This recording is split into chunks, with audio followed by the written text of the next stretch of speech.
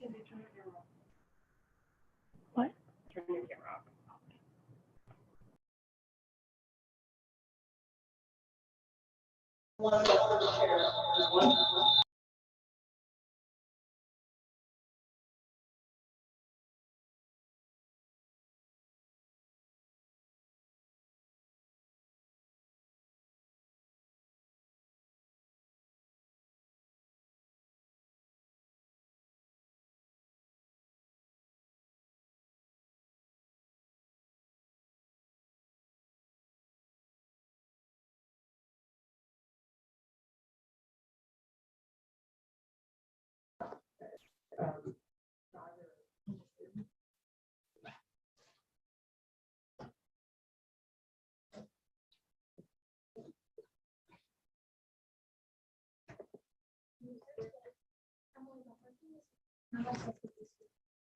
Should I take one out? Yes.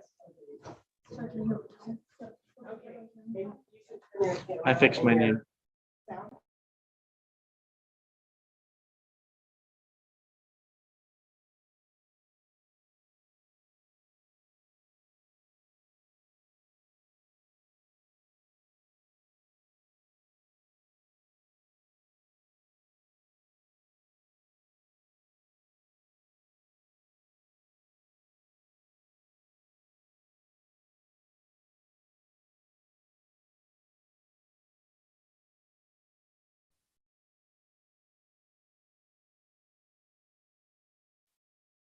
Good morning, folks. We're going to call up case 21CV303720 Weirs versus Lush Fertilizer. What is the team name for the plaintiff's side? Good morning, Your Honor. The plaintiff's side is Spears. Thank you. And for the defense? Good morning, Your Honor. The name for the defense is going to be Summers today. Thank you. And are the plaintiffs ready for trial?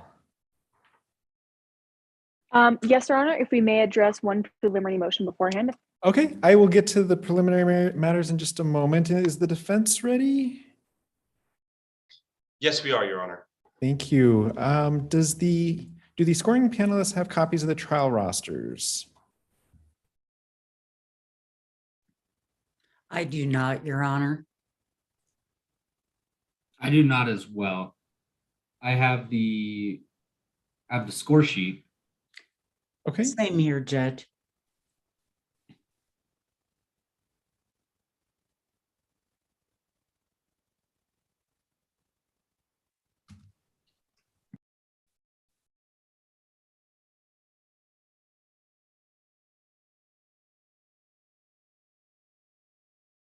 Okay, thank you. I sent a message to try to get those.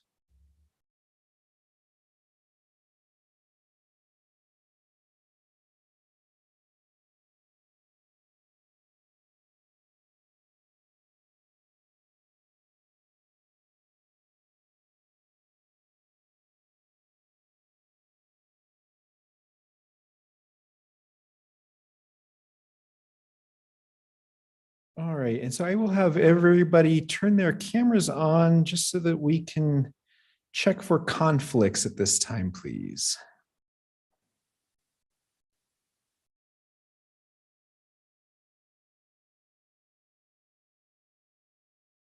And for Team Spears, is your entire team here? One member just got kicked out of the Zoom. Okay, let me check and see if I can find them. And Your Honor, our timekeeper is also kicked out of the Zoom. Okay.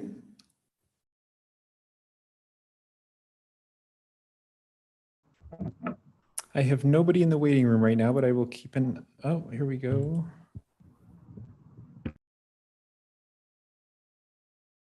All right, now is everybody here for Spears? Yes, Your Honor, we are. Okay. And for Summers, is everybody here? Yes, Your Honor. We have everyone here. Okay, thank you. And so for the three people with their cameras off, could you please turn your cameras on so we can do a conflicts check?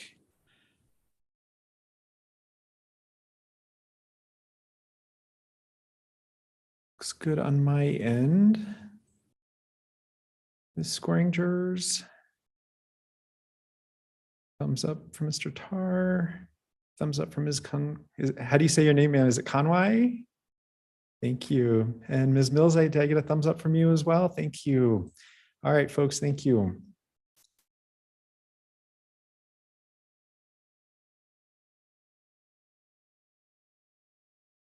All right, so I will start with Team Spears, if I could get entries of appearance, please. I'm sorry, Judge. I don't think we didn't hear at the end. Could you repeat that real quick? Oh, I'm sorry. Entries of appearance for Team Spears, please. Oh, yeah.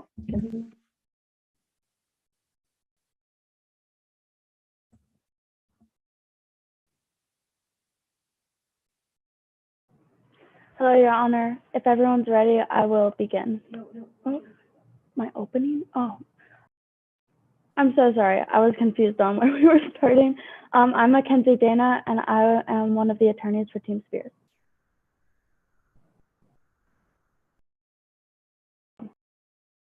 And I am directing Carson Durst and crossing Skylar Weir.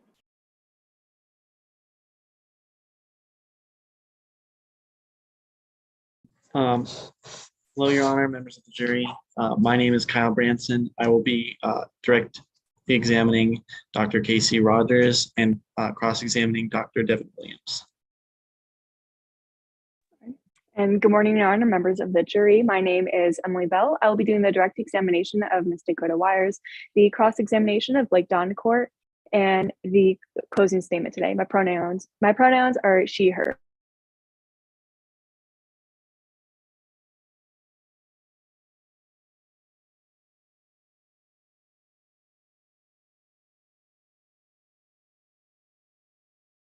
Thank you. And then for the witnesses.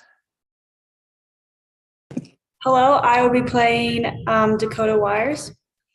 Thank you, ma'am. What is your name? Samantha Genser. Thank you. Hello, I will be playing Carson Durst. My name is Sarah Truman and my pronouns are they, them. Thank you. Hello, my name is Riley Plock and I'll be playing Dr. Casey Rogers. And my pronouns are she, her. Thank you. And for the defense, please. Yes, Your Honor. My name is Caveman Bergtorf, and I will be performing the opening statement as well as providing a direct examination for Dr. Williams and a cross-examination for Dr. Rogers today. Good morning, Your Honor. I'm Allison Merlino. I will be doing the direct of Blake Doncourt, the cross of Dakota Weirs, and the closing statement for the defense today. Good morning, Your Honor. My name is Riley Glass, and I will be performing the direct examination of Skylar Weirs and the cross-examination of Carson Durst. And the defense's witnesses, please. Good morning. My name is Blessed Faith Ann Tamara, and I'll be Skylar Weirs, and my pronouns are she, they. Good morning, Your Honor. My name is Elliot Sickles, and I will be Blake Doncourt, and I use all pronouns. Good morning, Your Honor. I am Evelyn Haynes, and today I will be Devin Williams, and my pronouns are she, hers. Thank you.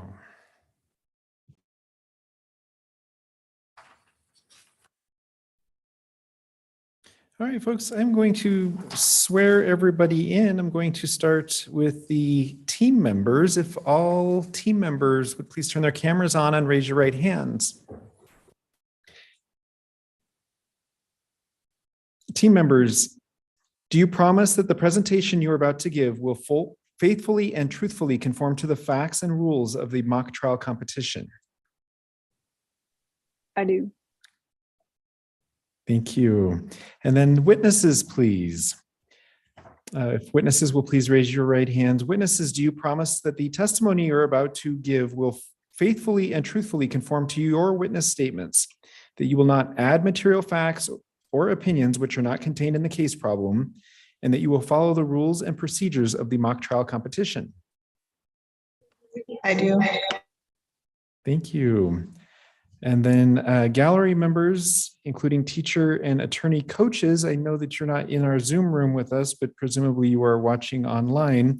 And so if you will please raise your right hands, do you promise to represent yourselves as positive role models and to behave in a manner that exemplifies ethical and professional sportsmanship during and after this mock trial round? And I will presume that everybody said yes. And then to my scoring panelists, please, if you would please raise your right hands. Do you promise to adjudicate the mock trial competition as fairly and objectively as possible in accordance with the facts, procedures, and rules of the mock trial competition? Yes. Thank you.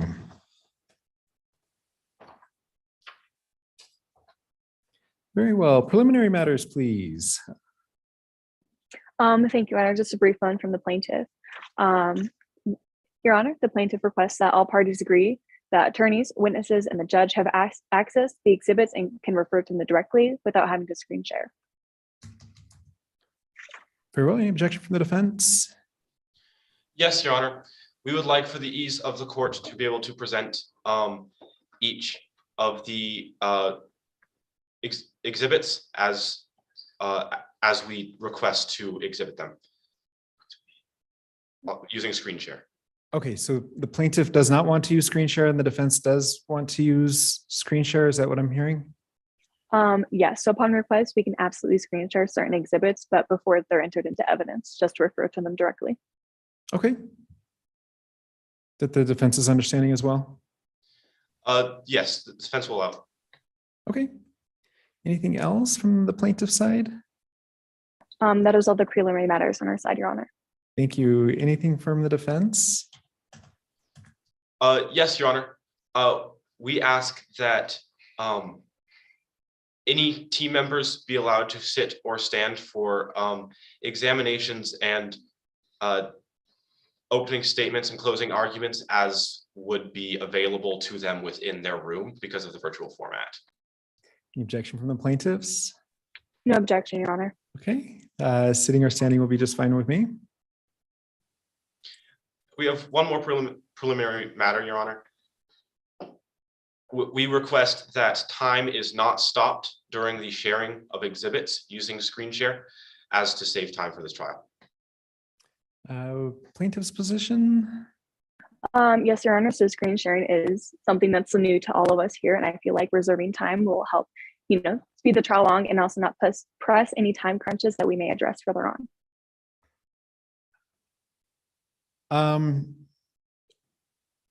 All right, let's go ahead and we can go ahead and pause the time while the screen's being shared, and then we'll resume once it gets shared. But let's try to move this along as quickly as possible on the screen sharing, okay? Thank you, Your Honor. All right. Anything else from the defense? No, Your Honor.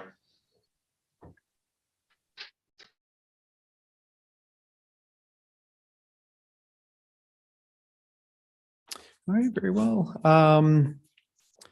And so we can go ahead and proceed forward with opening statements. Plaintiffs, please. Okay, thank you, Your Honor. If everybody's ready, I will begin. You may proceed. Good morning, Your Honor, opposing counsel, members of the jury. We are here today to establish truth, and in doing so, justice. We are here today to ensure that no powerful entity can take advantage of any individual for personal gain. We are here today to secure justice for Ms. Dakota Weirs, a victim of negligence. Ms. Weirs suffers from non-Hodgkin's lymphoma, an incurable disease that has wreaked havoc on her lifestyle. Yet, she wasn't always a victim. Ms. Weirs' life was blossoming before her illness. She was an active member of her community, serving at the local homeless shelter and excelling in her class. Ms. Weirs worked as a landscaping technician for many years, earning money to pay for her big dreams. Her biggest passion, playing the piano, connected her to her late grandfather who had taught her the instrument. This talent also opened up numerous doors for her. Her future looked bright and her dreams within her grasp. Miss Weirs was reaching new heights until her newly diagnosed disease overshadowed her life and ripped apart her passions and opportunities, tearing her roots out from under her. Our gifted friend could barely help around the house, rendering her incapable of giving back to her community and achieving her same academic and extracurricular standards. Tragically, Miss Weir's bright future was suddenly clouded. Unable to sit at a piano for long periods of time due to pain, fatigue, bruising, and more, she lost her remaining connection to her grandfather and her bright future as a Juilliard pianist. Our young flower was shot down before her prime, withered and crestfallen. It is our job, our duty, to gain retribution for the damage done to Miss Weir's life. To gain this retribution for Miss Weir's, we must seek out those responsible. The multi-million-dollar company Lush Fertilizer. Miss Weirs worked closely with Lush Fertilizer for many years. She was unaware of the potential dangers of the fertilizer and protected herself the same way as many of her coworkers did. The main component of this fertilizer, Drufo, both set the company apart from its competitors and set the stage for Miss Weir's health complications. We will prove that the company Lush Fertilizer is responsible for Miss Weir's non-Hodgkin's lymphoma. As such, 3 witnesses will be called on behalf of the plaintiff. First, you will hear from Carson Durst. Ms. Durst has a bachelor's in chemical engineering and is a former employee of Lush Fertilizer.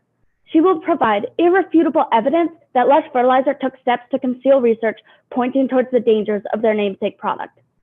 Next, you will hear from Dr. Casey Rogers. Dr. Rogers has an impressive educational and professional background and has also researched and done experiments on the effects of Drufo specifically for many years. She will provide undeniable evidence that Drufo is a dangerous carcinogenic that does cause non-Hodgkin's lymphoma. Finally, you will hear from Dakota Weirs. Dakota is the heroine of our story, bravely fighting this cancer caused by exposure to Drufo.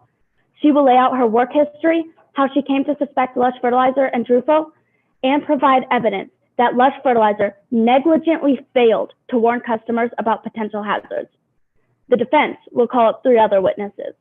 The CEO of the large company, Blake Doncourt, who was in line for a pretentious award only to be knocked out of the running because of this lawsuit. You will then hear from Dakota Weirs' twin, her only sibling, Skylar Weirs, known for her journalistic career surrounding flat earth theory, chemtrails, anti-vax culture, and Drufo. Lastly, Dr. Devin Williams, an employee of Lush Fertilizer who had the single responsibility of ensuring that Drufo was not carcinogenic. Ladies and gentlemen of the jury, it is imperative that you look at the facts as they are presented to you. Lush Fertilizer planted the poison that would devastate and destroy Miss Weir's life.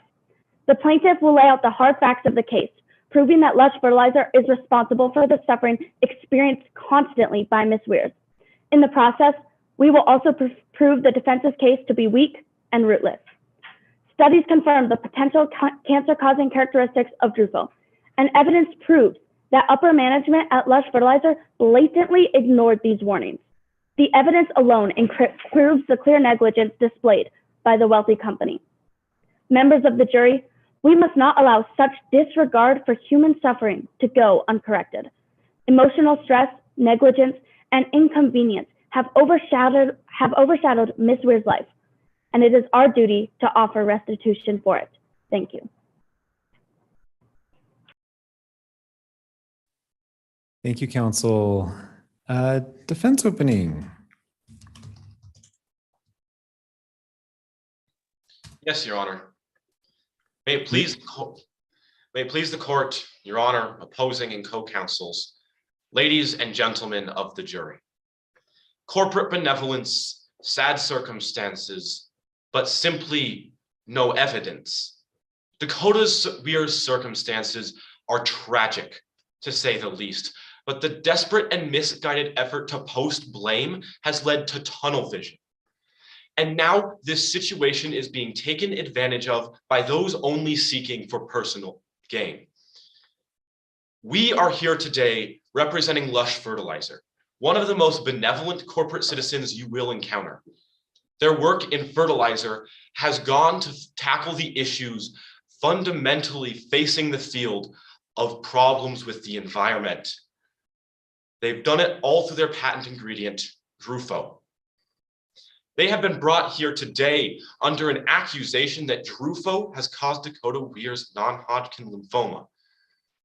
Opposing counsel has two theories they believe entitle them to damages. One, that this non-Hodgkin lymphoma was caused by Drufo and Lush fertilizer, and they refused to exercise care to prevent it. And two, that Lush knew there was a danger and failed to warn users of it. You heard opposing counsel say that, and that is their burden. It is their burden to prove all elements of those claims. We believe the evidence will show the complete lack of the most important elements of both of those claims, and that is the link of causation, the very fundamental causation of Dakota's terrible disease. We believe that you will be shown the incredible lack of medical evidence that Drufo may cause non-Hodgkin lymphoma. Lush themselves does not have anything to prove against the plaintiff today. However, as an accusation has been brought against Lush, they must bring a counterclaim to protect themselves. And if you do find in favor of the plaintiff today, evidence will be presented to you to show that there were labels and warnings on the product that were ignored, and you must decide what responsibility falls on Lush and what on the user. That, alongside with the defense, will be of our accusation from the plaintiff, will be our burden today. A burden to be proved beyond preponderance of the evidence. To do so, we will bring you three witnesses. Ms. Skylar Weirs, an expert in agritech who will testify on the science behind Drufo's revolutionary new formula, on top of giving her own critique of the research done by the plaintiff on Drufo as inconclusive at best. Ms. Blake Doncourt, the CEO of Lush Fertilizer, will share to you the true nature of the award-winning fertilizer and how it helps the world around them. They will show you the testing and research that has driven Lush's decisions and will show the complete lack of evidence that there was any negligence within the walls of Lush Fertilizer's labs, headquarters, and offices. Dr. Devin Williams will also testify. She's a tenured professor with significant experience and qualifications. She comes to expertly explain the science that we may understand the great lack of evidence and why what evidence there is unimportant. Opposing counsel will present the testimony of an entomologist, Dr. Casey Rogers. Like the rest of the plaintiff's legal team, Dr. Rogers sees hope that this lawsuit will provide her with great financial opportunities in the future. Please keep that in mind when you hear a study they would like you to hear about. They also bring you a testimony from the disgruntled former Lush employee, Carson Durst. Pay attention to the motive and bias of an employee fired from Lush that now works for their fiercest competitor. And you will also hear from Dakota herself. She has no doubt been put in a tragic, sad situation. It will be very emotional to hear about this personal tragedy. However, please remember, your role in this case is as a fact finder. There is simply no evidence to support any elements of negligence, evidence of carcinogens, and no evidence that this tragedy had anything to do with Lush Fertilizer or their revolutionary products. We believe at the end of this trial, you will see this lack of evidence and understand the sad circumstance. This tragedy is not linked to Lush Fertilizer. Thank you. Thank you, counsel. Is the plaintiff ready to call their first witness? Yes, Your Honor. The plaintiff calls Carson Durst to the stand. Thank you. The witness has already been sworn in. Counsel, you may proceed. Thank you, Your Honor. Good morning, Ms. Durst. Please state your name and spell it out for the record. Carson Durst, D-U-R-S-T. I'll begin your direct examination now. Ms. Durst, tell us a little about yourself. Well, I am the lead product developer for Terra's Greenery since 2006 and currently the head of the research and development team. As the head of the R&D team, I oversee the development of safe fertilizers and lawn enhancement products. What does your educational background look like? I received a bachelor's in chemical engineering at Arizona State University in 2003. How did you begin your career in the fertilizer industry? Shortly after graduating, I was hired by Lush Fertilizer as an intern for the product development team in June of 2003. Positions like that are nearly impossible to get out of college with no experience, but I was lucky to have a few connections. And what connections were those? The CEO of Lush Fertilizer, Blake Doncourt, was the father of my childhood best friend, Charles Doncourt. As a result, I was very close to the family growing up. Charles informed me that Lush Fertilizer was hiring interns for the summer, so I applied. How did your connection with Mr. Doncourt affect your work in this company? My connection with Doncourt certainly opened up the opportunity for me. However, I worked to earn my position as product development engineer. Connections opened doors for sure, but I still had to prove myself through my own work ethic. I'd now like to focus more on your experience with Drufo while working for Lush Fertilizer. What was your main assignment at Lush Fertilizer? I was assigned to help research the effects of Drufo, the bonding agent that Lush developed to keep fertilizer products preserved and intact. How did you help in the development of Drufo? Drufo began its development in 2001, so by the time that I got there in 2003, the company was testing the safety of the chemical. I was tasked with researching one of the chemical compounds that comprised Drufo and recording that analysis on the compound in my notebook. Your Honor, I'm now going to refer the witness to Exhibit 3. Let the record reflect that we are looking at Exhibit 3. And we will be screen sharing Exhibit 3 for the purpose of the trial.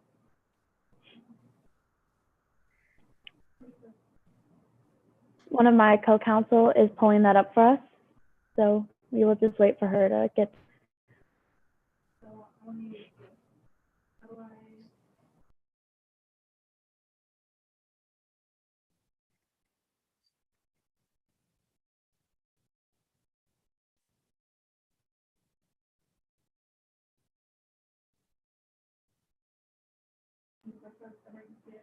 Can everybody see the document?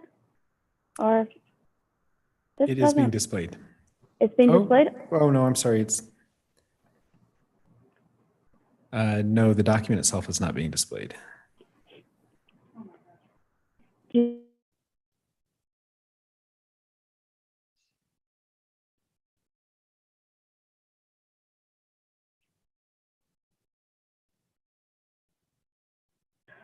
Your Honor, my co-counsel and I would like to apologize for the technological difficulties that we are experiencing. Go ahead and continue to try to pull it up if you like. Or if one of your teammates is able to pull it up for you, that would be fine.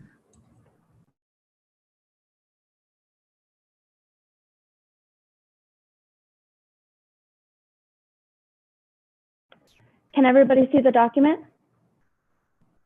Yes, we can now. Ooh. Okay, wonderful. I will continue my direct examination. Ms. Durst, do you recognize this document? Yes, I do. What is it? It's a study from England concluding that a certain chemical compound was carcinogenic in rats. How are you related to this study? I found the study while researching for Lush Fertilizer. I documented this study in my lab notebook on June 10th, 2003. How does this study relate to your research as a whole? This study explores the effects of the particular chemical compound from Drufo that I was assigned to research. Has this study been altered in any way since you last saw it? No, it has not. Your Honor, I believe that I have laid sufficient ground and move that Exhibit 3 be entered as evidence. Any objection to Exhibit 3? Yes, Your Honor. Hearsay? Response?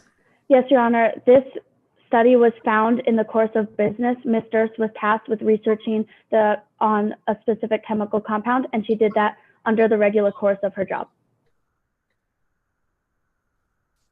Your Honor, if I may respond? Sure. As of now, insufficient foundation has been laid to support this evidence. Your Honor, that is not the objection that we are discussing at this moment. All right, let's talk about hearsay a little bit more. Is there any response from the defense on the hearsay?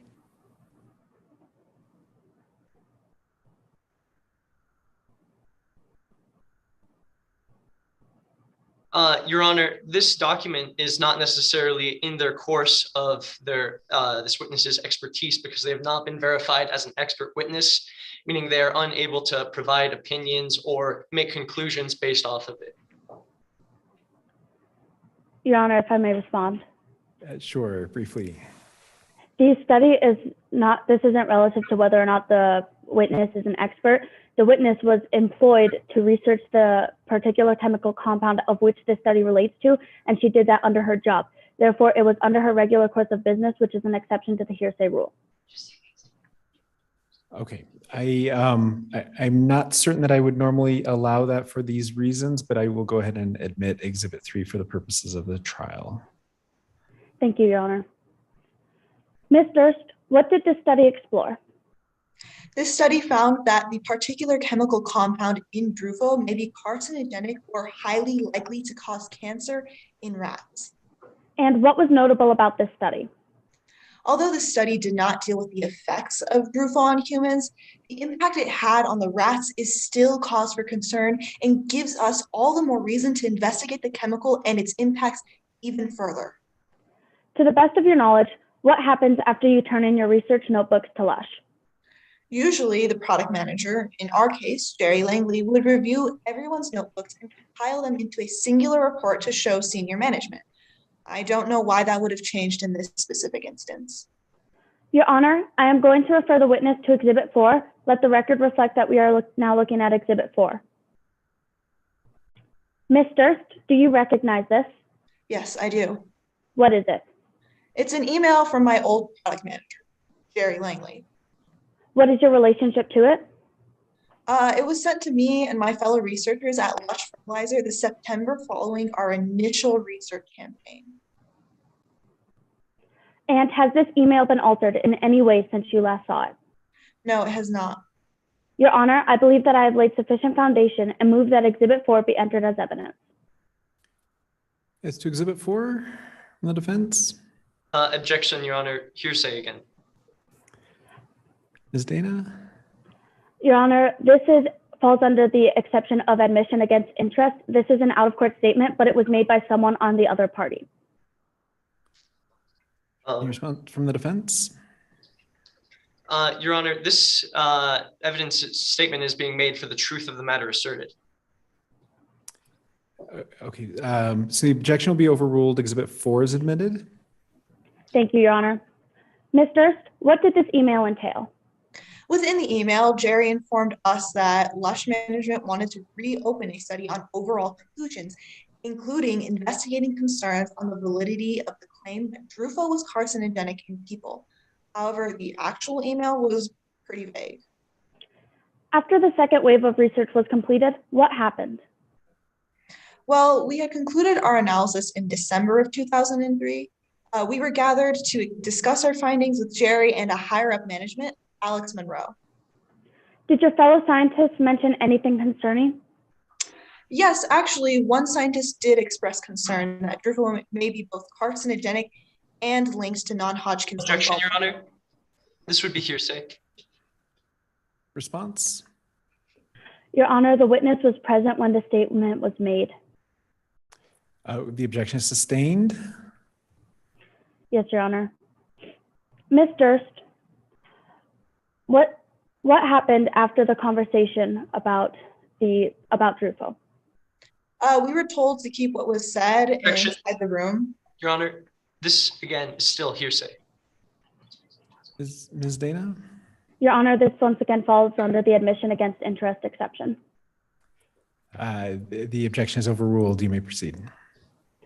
We were told to, can you please restate the question? Sorry. Yes, Ms. Durst. What happened after the conversation about Brufo? Well, we were told to keep what was said inside the room and is somewhat classified. However, about a month later, a copy of the study report came on my desk. And what did the study report contain? The report said that more analysis was needed before any conclusions about the likelihood of the chemical compound causing any long-term health effects, including Objection, Your Honor. Hearsay. Ms. Dana? Your Honor, once again, this falls under the business record exception. The document was prepared in the regular course of business. Your Honor, they did not properly prepare themselves for this. Tell me more, counsel.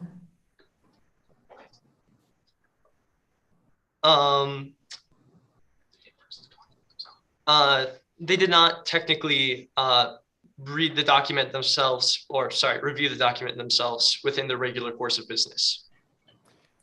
Ms. Dana, do you have more foundation you can lay about that? Yes, Your Honor, I do.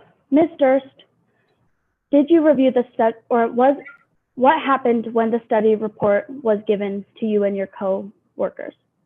Well, we read the study report because it hit our desks. Who read the study report? Each of my colleagues, myself included.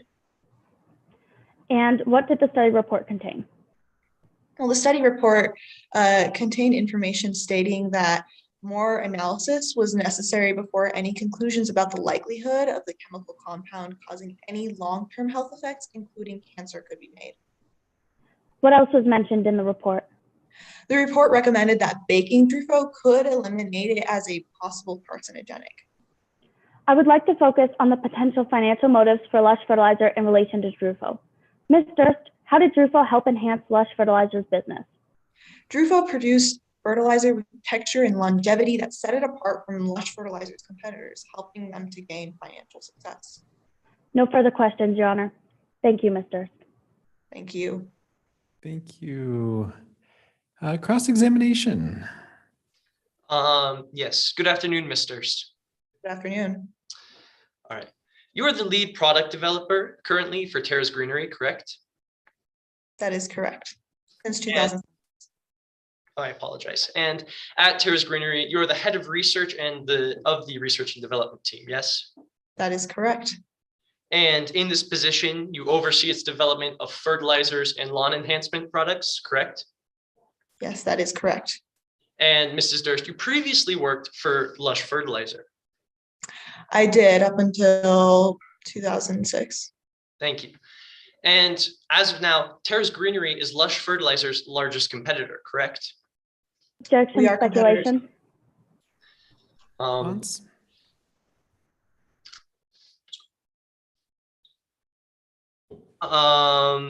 Your Honor, this is based off of their own personal witness statement. Your Honor, the counsel is trying to get the witness to testify to a relationship between two businesses of which the witness would not necessarily know. Response from the defense. Your Honor, they've been employed in high-level positions by both businesses. I will go ahead and allow the testimony. Thank you. And at Terra's Greenery, you have mainly worked on a new product that is on the verge of outperforming Lush Fertilizer's equivalent, correct? Objection, out of the scope of my direct. Response.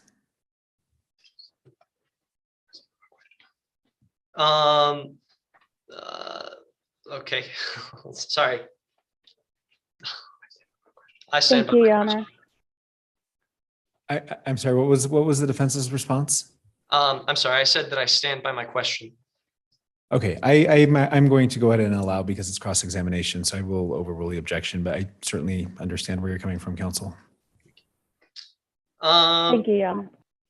And you said that you hope to overtake Lush Fertilizer as having the best-selling fertilizer on the market, correct? That is correct. That is my job as product development leader. And earlier, you said that you personally know Blake Doncourt and that he's the founder and CEO of Lush Fertilizer, yes? Objection. Know him. Compound question. Can you break that up for me, please, counsel? Absolutely. You know Blake Doncourt is the founder and CEO of Lush Fertilizer, correct? That is correct. That is common knowledge. And you know him on a personal level as well, yes? He was the father to my childhood best friend, Charles Doncourt. In fact, you and Charles Doncourt played soccer together on the traveling team when you were young, correct? Objection. Relevancy. Your Honor, these questions are being asked not for the truth of the matter, but more so for the effect on the audience. The objection is to relevance, so it goes to why is the question that you asked relevant to what we're working on here today? Your Honor, I'm establishing relationship between the two parties involved. I will go ahead and allow the question. Objection's overruled. In fact, in your witness statement, you specifically say that the Don courts were your ride to every single soccer game, yes? That is correct. And that you had Sunday dinners at the Don court home? As I said earlier, we were childhood best friends, so of course I would have dinners at the Don courts. And you took trips to the lake house in the summer with the Don courts, yes? That is correct. You went to Arizona State at the same time as your childhood friend Charles Doncourt, correct? That is correct, and I got my chemical engineering degree from there. And when you graduated, Charles suggested that you apply as an intern at Lush Fertilizer. Charles suggested the opportunity to me after I had expressed concerns about finding post-graduation options. Thank you. In fact, you even go to so far as to describe the Doncourts as the family you never had, correct? That is correct. Objection relevancy, Your Honor. Counsel? Your Honor, this goes to the witness's bias, motive, and personal interest in this case. Objection's overruled. And eventually you got the job at Lush Fertilizer, correct? I did get the job. And within 3 months, you were promoted to a full-time position, yes? That is correct. Straight out of college? Straight out of college, but I worked my way to that point. Yes, of course.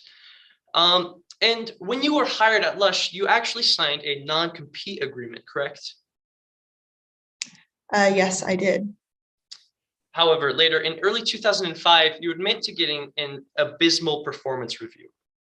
Objection, scope. This is once again out of the scope of my direct. The objection's overruled. And that this was not your first poor performance review, correct? I'm sorry, Counselor, could you repeat your previous question? I didn't believe I answered it. Absolutely. In early 2005, you admit to receiving a very poor performance review, correct? Yes, I did. And you admit that it was not your first? It was not my first. And you were not in any sort of management position, correct? No, I do not believe I was. I apologize. And that this means you were not involved in any management decisions? No, I was not. And this means that you can only assume that the material you put together in your notebook that you had previously spoken about was seen and understood by others, correct? Objection, speculation. Response? Rejection sustained. Okay. Thank you, Your Honor.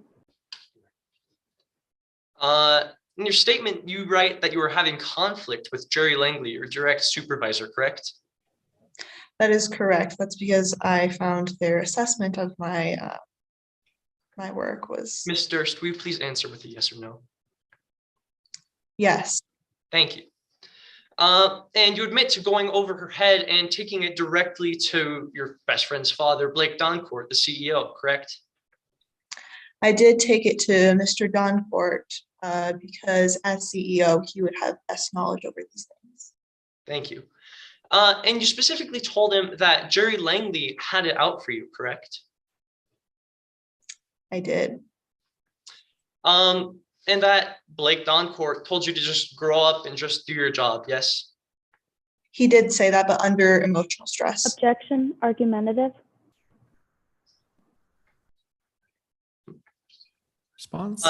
Your Honor, I stand by my question. The objection be overruled. Thank you. You say that you left his office disheartened after the event, correct?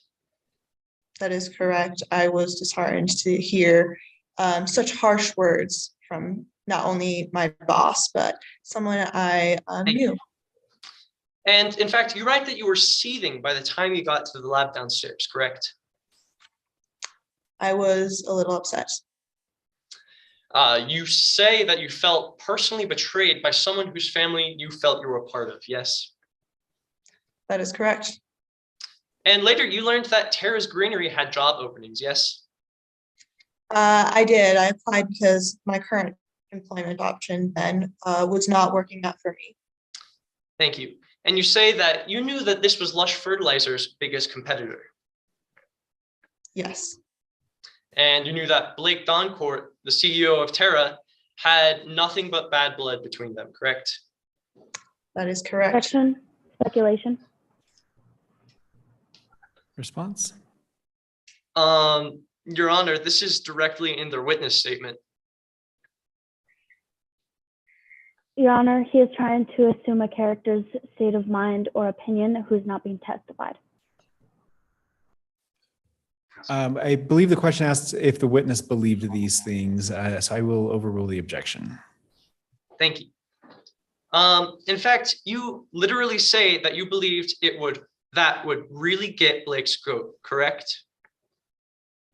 Yes, I did say that.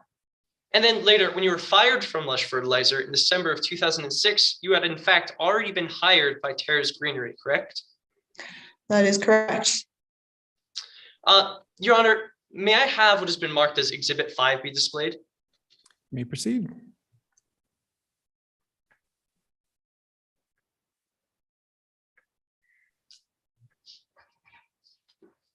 Please just give us a moment. We're having some technical difficulties. Thank you.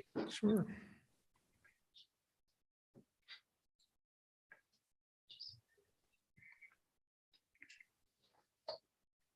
Here we go.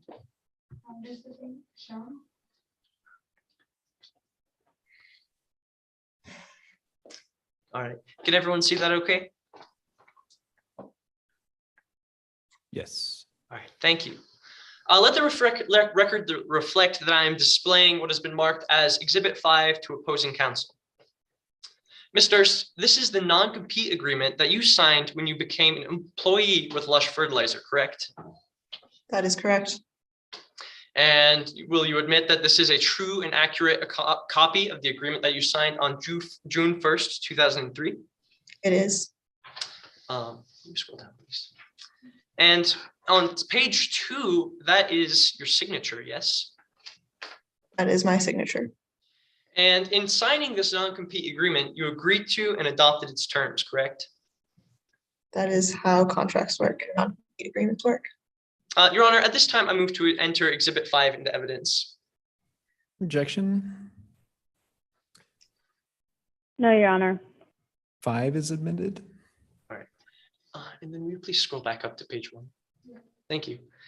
All right. Let's look at paragraph 1, section 1. This states that during employment and for a period of 2 years after the separation of employment for any reason, the employee will not directly or indirectly engage in any competitive form of business and shall not become directly or indirectly engaged in any business that would benefit from disclosure of Lush's trade secrets. In fact, later in this exhibit, it's also written that directly or indirectly engaging in a business includes— Objection, compound. Sustained.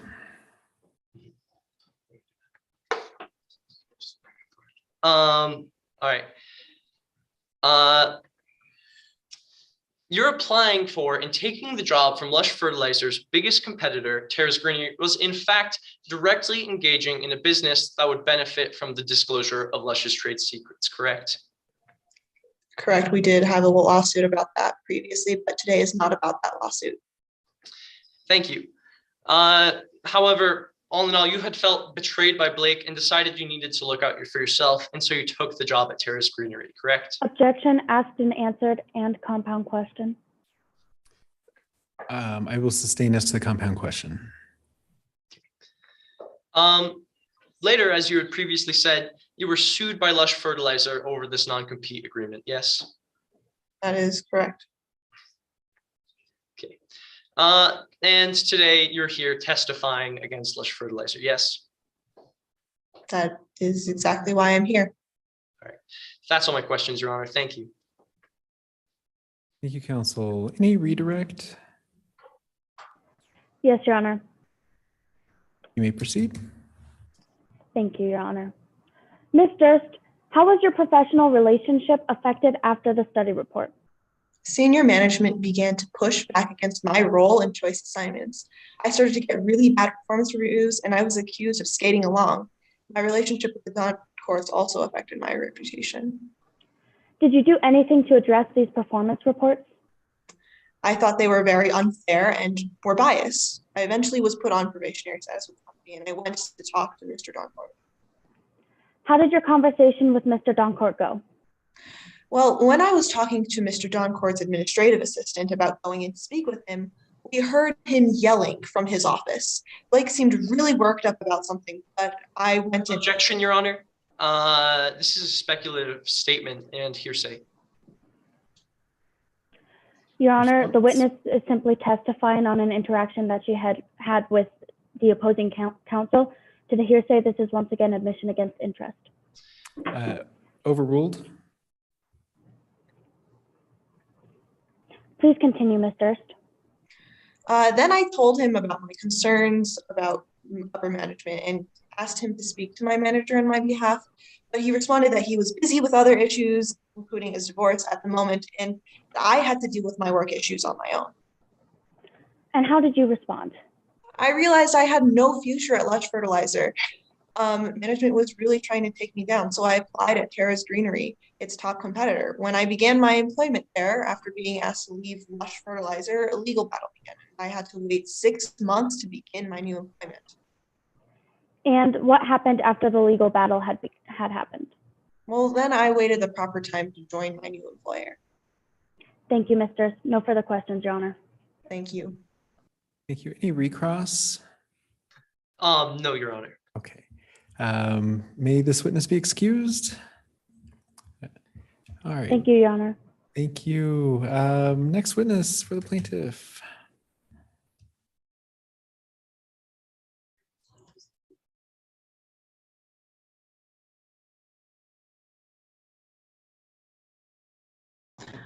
Yes, Your Honor. The plaintiff calls Dr. Casey Rogers to the stand. Thank you. Dr. Rogers has already been sworn in. You may proceed, counsel. Good evening, Dr. Rogers, Your Honor, and members of the jury. My name is Kyle Branson, and I will be conducting your direct examination. Could you please state your name for the jury, spelling the last? Of course, it's Dr. Casey Rogers, Rogers. And doctor, what brings you to the courthouse today? I was contacted by the prosecution to testify on behalf of the plaintiff and offer my expertise. And is there anywhere where you can see your qualifications? Yes, I provided the court with my curriculum vitae. Your Honor, let the record reflect, let the record reflect that we are looking at what has previously been marked as Exhibit 6, if everyone could direct your attention to Exhibit 6.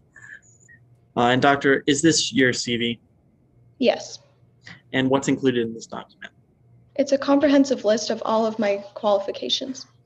And is it a fair and accurate copy to the best of your knowledge? Yes. Your Honor, I believe sufficient foundation has been laid, and I move to have Exhibit 6 entered as evidence. Objection? Yes, Your Honor, hearsay. Response? Yes, Your Honor. It was made during Dr. Casey Rogers' normal course of business specifically for this. I will go ahead and allow Exhibit 6. Okay, and moving on. Doctor, it seems that your resume is quite extensive. Would you care to explain your qualifications to the jury? Of course. I am currently a professor of horticulture and entomology at the University of California at Berkeley, where I also received my PhD for both of those fields. I also received my Bachelor of Science degree in agriculture and chemistry from Colorado State University.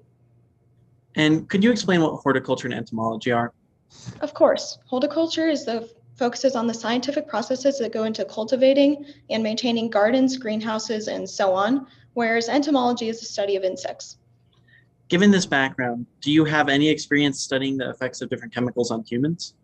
Yes, I've studied the prolonged effects of chemicals on the human body for many years. And have those studies been used in any professional sense? Yes, I've conducted many studies myself relating to different chemicals used in this field, which have both been published and used as litigation at many administrative advisory boards. And where can we see all these studies? You can see them in my published studies in Exhibit 7. Your Honor, let the record reflect that we're looking at what has been previously marked as Exhibit 7. If everyone would turn their attention to Exhibit 7. And Doctor, is this a list of your publications? Yes. And which of the following publications pertain to this case? I conducted a study on the ill effects of human exposure to Drufo. Is this list fair and accurate to the best of your knowledge? Yes. Your Honor, I believe sufficient foundation has been laid and I move to have Exhibit 7 entered into evidence. Objection? Objection, hearsay on the lack of foundation that this document was made and managed by the witness present. Your Honor, can I ask that the opposing counsel please clarify his objection? Sure. Counsel, you want to clarify that? Yes, Your Honor. Our objection is hearsay on the grounds that insufficient foundation has been laid, that this document has been made or managed within the witness's regular course of business activity. Insufficient foundation has been laid for the exception to that rule. Mr. Branson, do you want to go ahead and lay just a little bit more foundation on that? Yes, I will.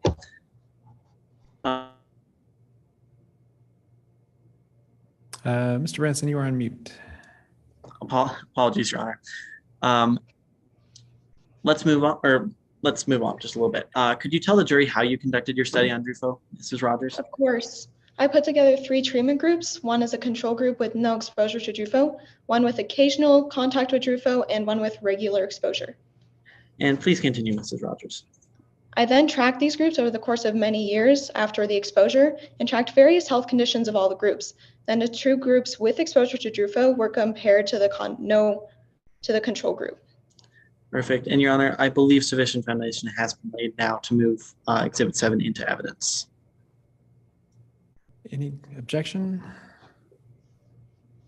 No further objection, Your Honor. Okay, 7 is admitted. Your Honor, at this time, I also believe sufficient foundation has been laid to qualify Dr. Rogers to offer expert testimony relating to agriculture and toxicology, specifically pertaining to agricultural chemicals. Tell me agriculture and toxicology. Agriculture and toxicology, specifically pertaining to agricultural chemicals. Any objection? One objection on the admittance of as an expert in agriculture. What's the objection? That insufficient foundation has been laid that the qualifications are specifically within agriculture and not toxicology within agriculture. Your Honor, I will lay a little bit more foundation very quickly. Thank you. Dr. Rogers, you have a degree in agriculture, or do you have a degree in agriculture? That is correct, yeah. And have you done any studies relating to agriculture? Yeah, I've done studies of the chemical Drufo relating to the agricultural processes. Okay. Now I believe, Your Honor, there has been sufficient foundation laid to qualify Dr. Rogers in both those areas listed previously. Any objection from the defense? No further objection or voir dire, Your Honor. All right, thank you. The court will allow testimony from Dr. Rogers as to agriculture and toxicology. You may proceed, counsel. Perfect. And Doctor, what were the results of your study on Drufo? The study found that the groups with exposure to Drufo experienced alarmingly higher rates with severe health conditions than the control group, including cancer like non-Hodgkin lymphoma. Anything else? Yes, the study also found that serious health conditions increased proportionally with exposure to Drufo. The groups with occasional contact were 5 times more likely to experience a severe health problem than the control group, and the groups with persistent contact were 10 times more likely. And to reiterate, in your expert opinion, what do these results illustrate? It illustrates a strong correlation between Drufo and cancer, including non-Hodgkin lymphoma. And based on your findings, what conclusions would you draw about someone who had been exposed to Drufo for many years, like the plaintiff, Dakota Weirs? I can conclude that she would have a much higher risk of developing a severe health condition due to Drufo, including non-Hodgkin lymphoma. Thank you. That will be all, Your Honor. Thank you. Cross-examination? Yes, Your Honor. Thank you. Good afternoon, Dr. Rogers. You have spoken about a study you have done on Drufo, correct? That is correct. You can see those all in my publications. You had heard about Drufo before you did your study. Yes, since I've researched toxicology and the ill effects of chemicals on humans, I have of course heard of Drufo. This is why you wanted to do your study, in fact. I wanted to do my study because I heard that Drufo was a carcinogen to the human body and that it needs more protective gear and procedures for people to be able to use it. So your study agreed with what you had already heard going around. My study made it more official that we do need more protective steps in using things like this, which is why our client today is here to testify, because Lush failed to give those steps. Okay, thank you, thank you. Your study did not involve any experimentation. That is wrong, actually. I experimented with 3 control groups and also looked at those control groups as rats, and I looked at how the exposure of those control groups with Drufo led to health conditions. Let me rephrase my question. Did you introduce any treatments yourself into this study? Through my control groups and looking at the experiments, I can conclude that there needs to be further precautions when using Drufo. Excuse me. I asked you if you yourself introduced a treatment into the experiment. By treatment, if you mean something to cure the cancer, no, because cancer has not been cured, but I have made it clear that we need further protection when using chemicals and carcinogens like Drufo. Okay, okay. So my definition of treatment would be to add something into the scenario which you are studying, but what you have testified in your opening statement. Objection, Your Honor, relevancy. May I explain my objection, Your Honor? You're well, let's get the response to relevance first. This is relevant because it goes to the credibility of the study, which is has been shown in direct examination as pertinent to the case as considered by both parties. Mr. Branson? My objection to relevance was specifically pertaining to the opposing counsel's definition of a treatment, which is not relevant to today's trial. Any response from the defense? Yes, Your Honor. My definition of a treatment is constant with what is used within scientific circles, as testified by our own experts that you will hear later. And I'm using it to understand how exactly this study was performed.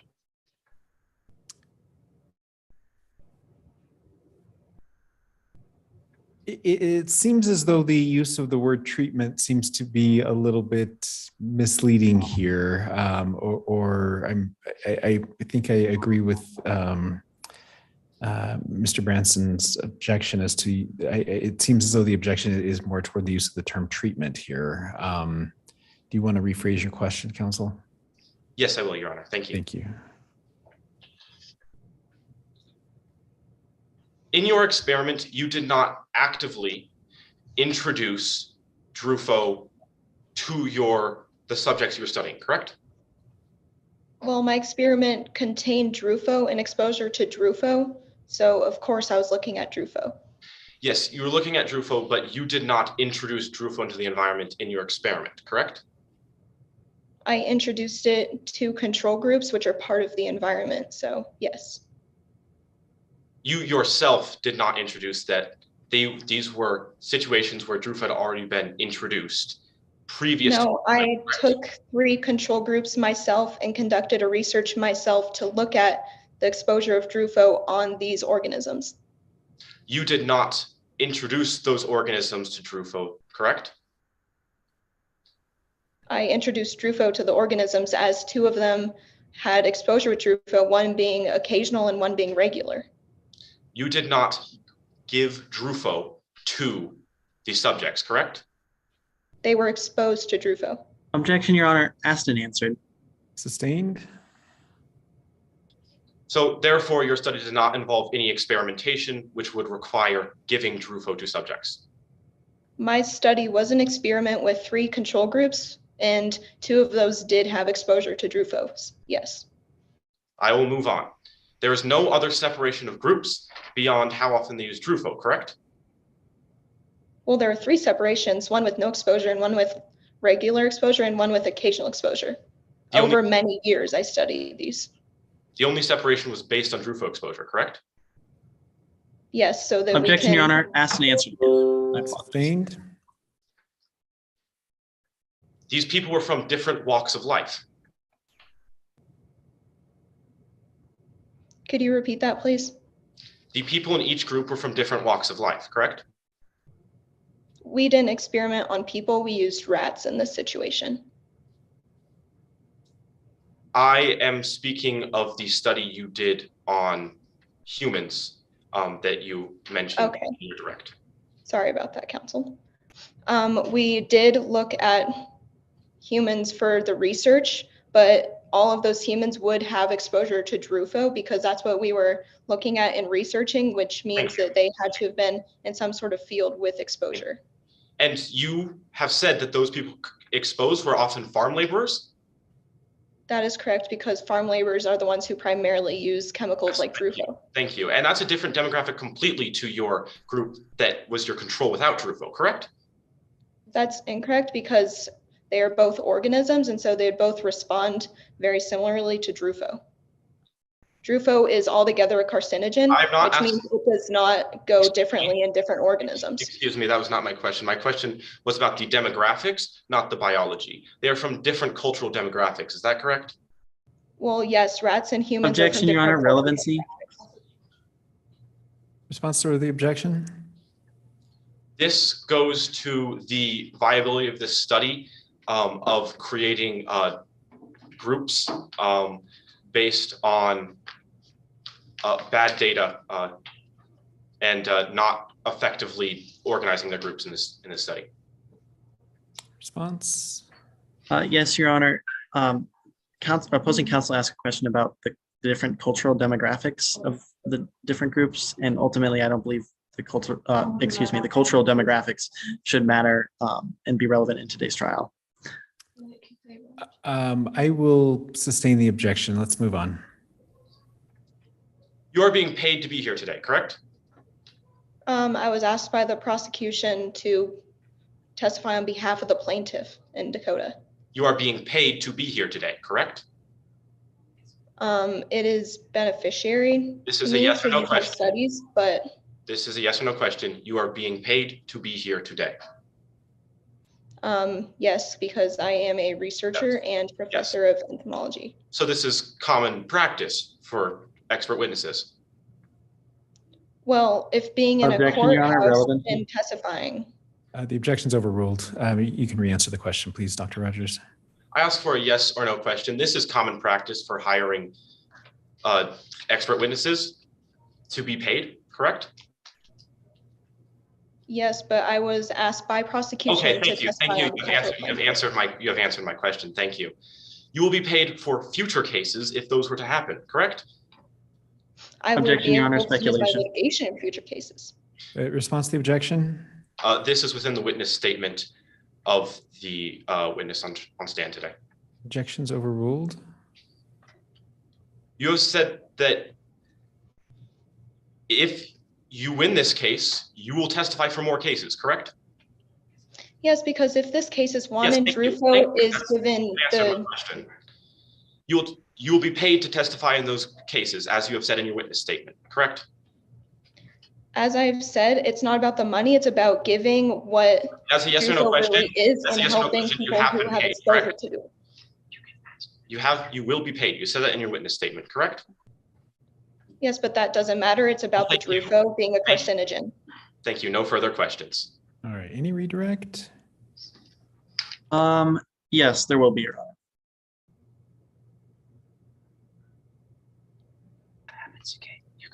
Dr. Rogers, quickly, why are you here today again? I'm here to testify on behalf of the plaintiff in Dakota to show how bad this human exposure to Drufo really is. And how did you come to the conclusion that Drufo was carcinogenic?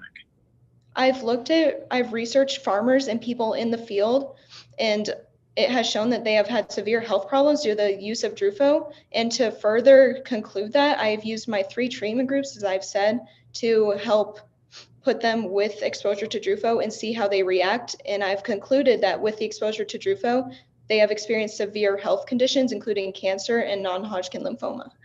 Thank you, Your Honor. That will be all. Thank you. Any recross? No, Your Honor. All right. May this witness be excused? Thank you, Your Honor. Dr. Rogers, thank you for your testimony today.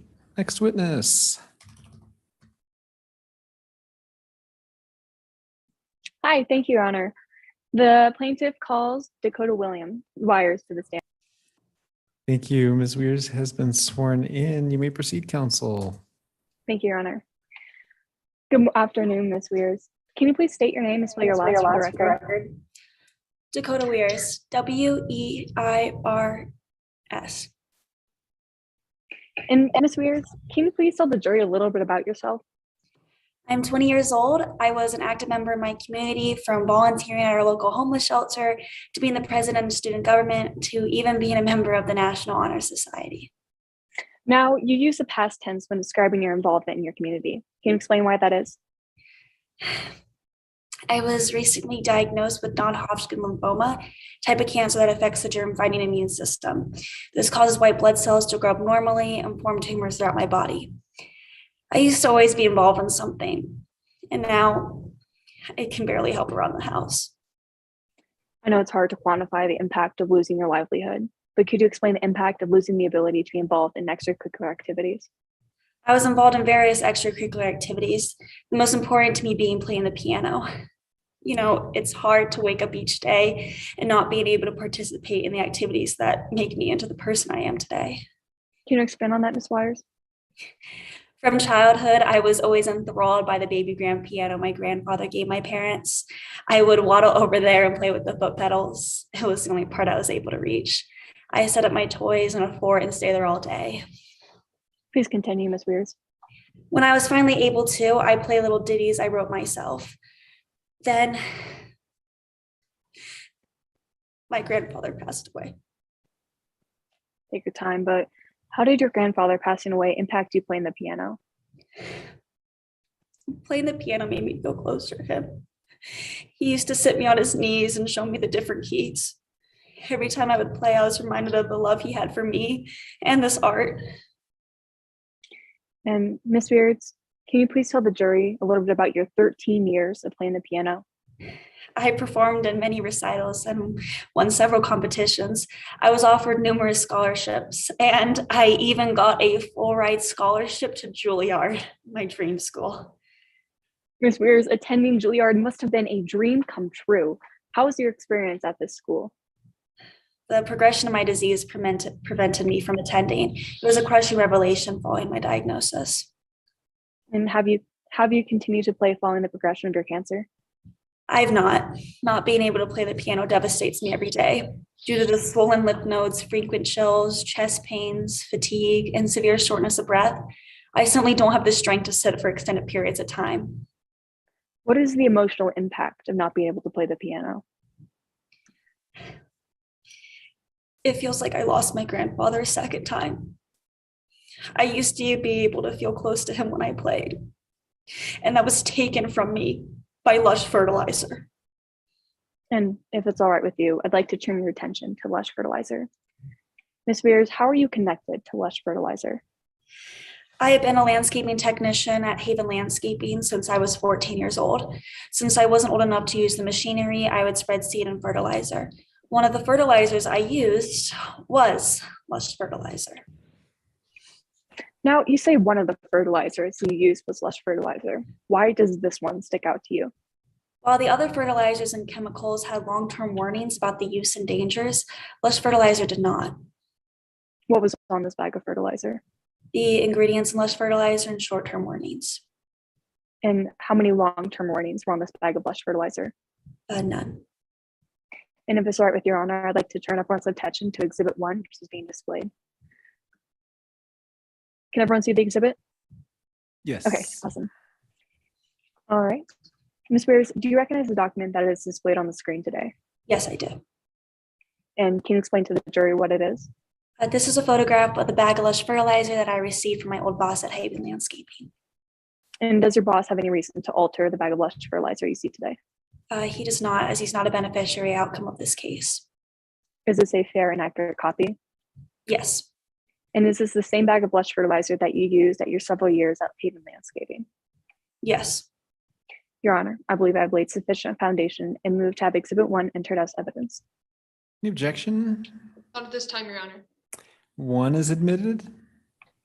Thank you, Your Honor. Let me stop screen sharing. All right.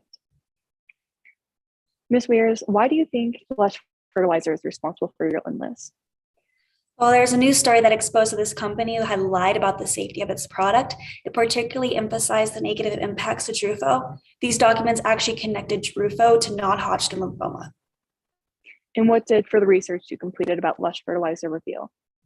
It was revealed that this non-Hodgkin lymphoma chemical Drufo is outlawed in France, Haiti, Liberia, Canada, Congo, and Cote d'Ivoire.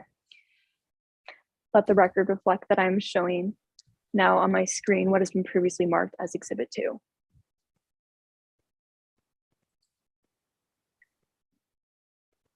right, can everyone see it? All righty. Ms. Wires, do you recognize the document that is now displayed on the screen? Yes, I do. Can you explain to the jury what it is? This is the photograph of the bag of Lush fertilizer ingredients sold in France, and the English translation emphasized is a lack of the chemical compound Drufo. And is this document readily available on any any internet browser? Yes. And is it a fair and accurate copy of the logo that you collected? Yes. Your Honor, I offer Exhibit 2 into evidence as I believe I've laid sufficient foundation. Any objection? Your Honor, hearsay? May I respond, Your Honor? You may. Stop screen sharing real quick. So, Your Honor, this is a public document that is readily available to anyone who is willing to search. It is not hearsay because it is so readily available. Furthermore, this is something that Ms. Dakota Weir's got on her own accord. Therefore, I believe that is not hearsay. Response?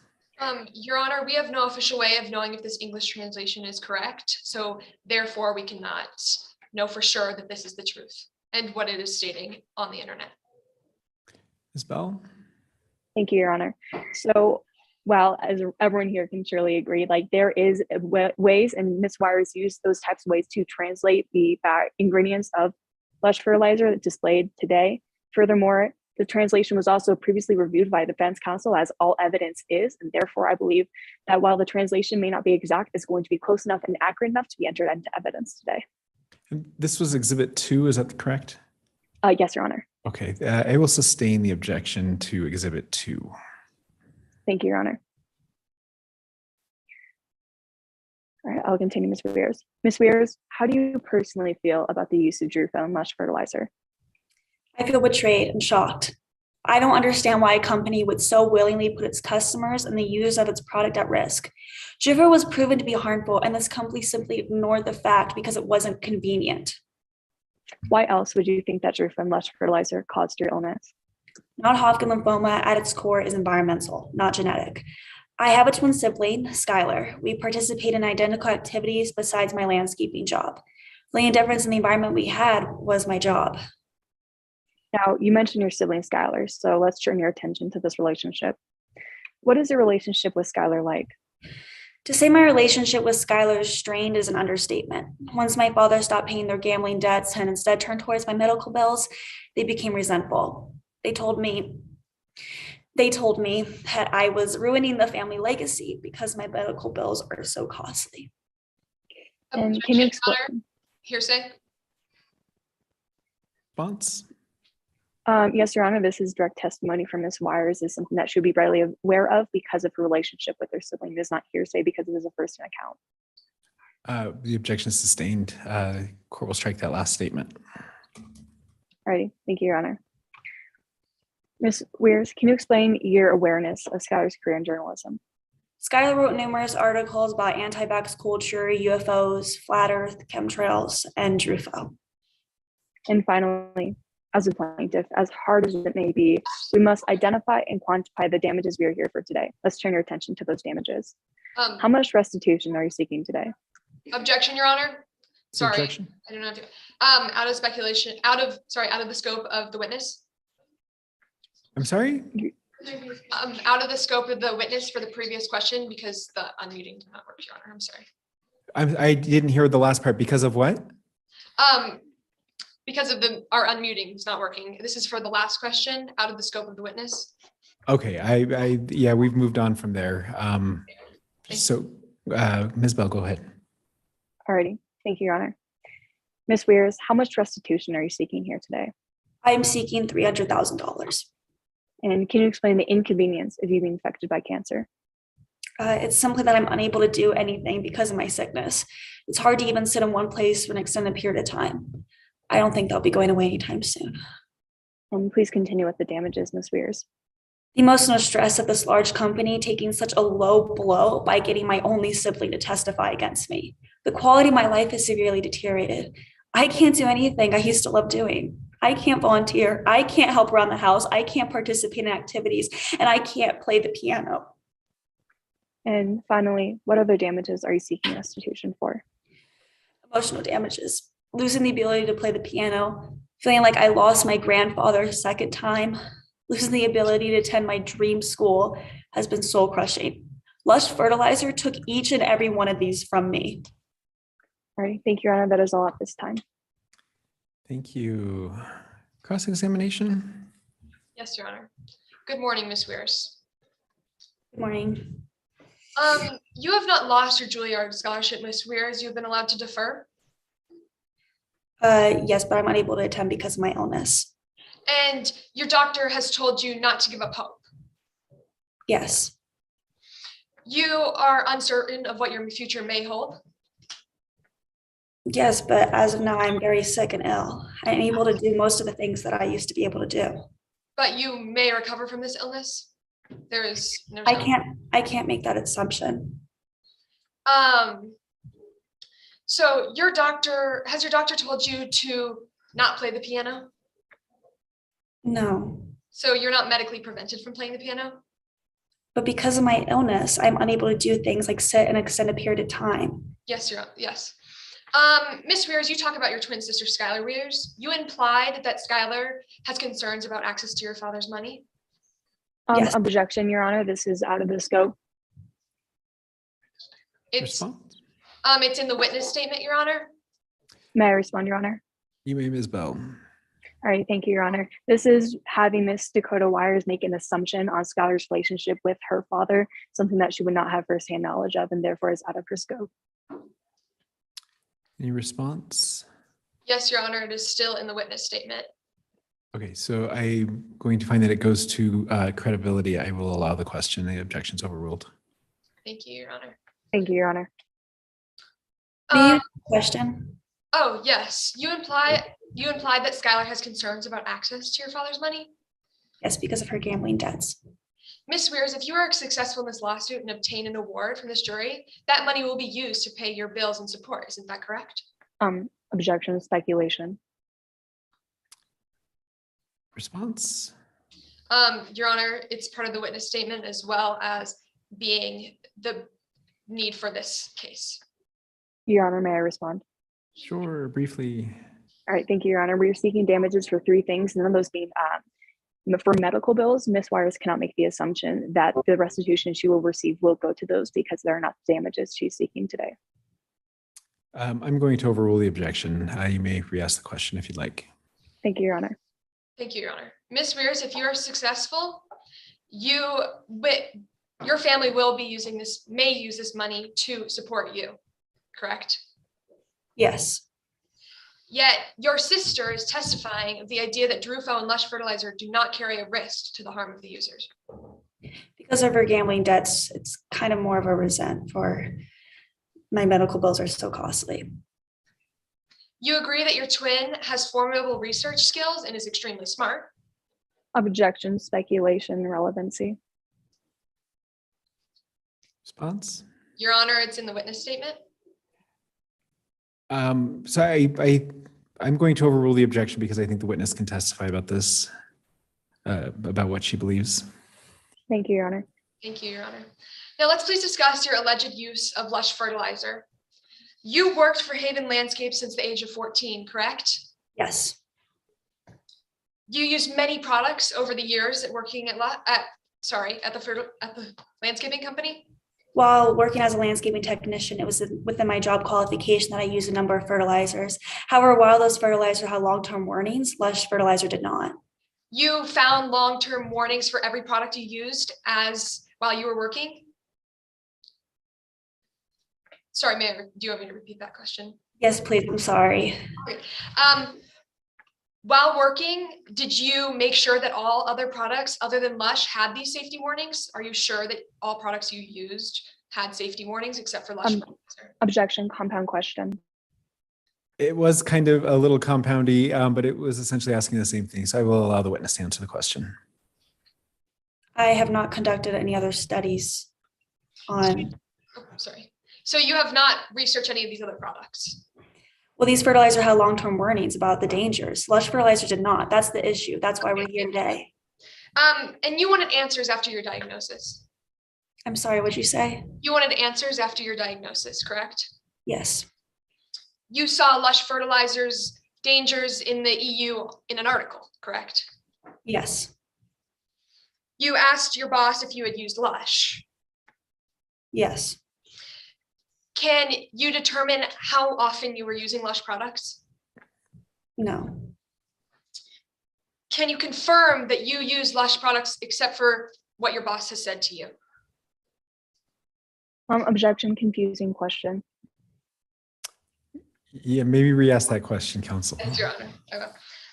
Can you confirm the use of these products outside of what your boss has told you? My boss has told me that I use these products. But, okay, thank you. So you cannot determine for sure by your own site that you use Lush products? Yes. But based off of my boss, he told me that I use Lush fertilizer. Therefore, I think it's quite accurate that I can say that I use Lush fertilizer. And your boss told you to wear safety gear while using Lush fertilizer, correct? My boss did recommend it, but that's not the problem. My boss did not give me cancer. Lush fertilizer did. Yes, but you were still supposed to wear safety gear while using Lush fertilizer, correct? My boss gave me recommendations, but the Lush fertilizer did not specify the long-term warnings. Maybe if Lush fertilizer had provided specific warnings, my coworkers and I would have done things differently. Okay, thank you. So you decided not to wear these because it did not seem to cause harm to you? Yes. Do you feel the need to blame your illness on an environmental factor? Objection, argumentative. Sustained. Okay. Thank you, Your Honor. No further questions for this witness. Any redirect? Yes, Your Honor, just a brief one. Ms. Weirs, can you explain the difference between a recommendation and a requirement? A requirement is needed, while a recommendation is just a suggestion. And who recommended that you use protective gear? My boss at Haven Landscaping. Were you instructed by Lush Fertilizer to use protective gear? No. Thank you, Your Honor. That will be all. Thank you. Any recross? Not at this time, Your Honor. All right, thank you. May this witness be excused? Thank you, Your Honor. Yes, Your Honor. All right, Ms. Weirs, thank you for your testimony today. Next witness for the plaintiffs, please. The plaintiff's rest, Your Honor. All right, thank you. Is the defense ready to proceed? Yes, Your Honor. All right, thank you. You can call your first witness. The defense calls Ms. Skylar Weirs to the stand. Thank you. Ms. Weirs has been sworn in already. You may proceed, counsel. Thank you. Apologize. I'm waiting to see if Miss Weirs is here.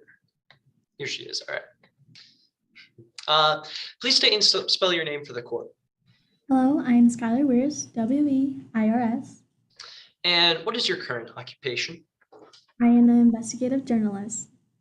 And have you published as a journalist? Yes. And which publications specifically? The Rationalists, it's published by the Rationalist Society. And what is the Rationalist Society?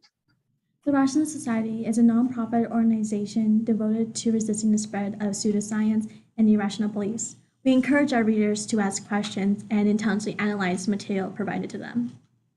And as an investigative journalist, what is exactly is it that you do? I research my subjects and write about them. And have you ever researched the compound Drufo? Yes, I have. And have you written about the compound Drufo? Yes. Tell us about the research that you did. How long did you research the fields of modern agritech and Drufo? A year. And how did you start your research? I started by tracking down publications by various agritech companies and tracking down more information by the USDA and NSDA. Then what did you do?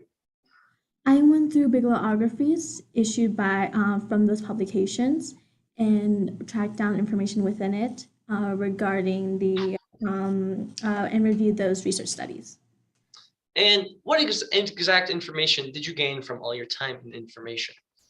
I have gained an extensive knowledge base and information regarding the knowledge of agritech, plus historical and statistical information.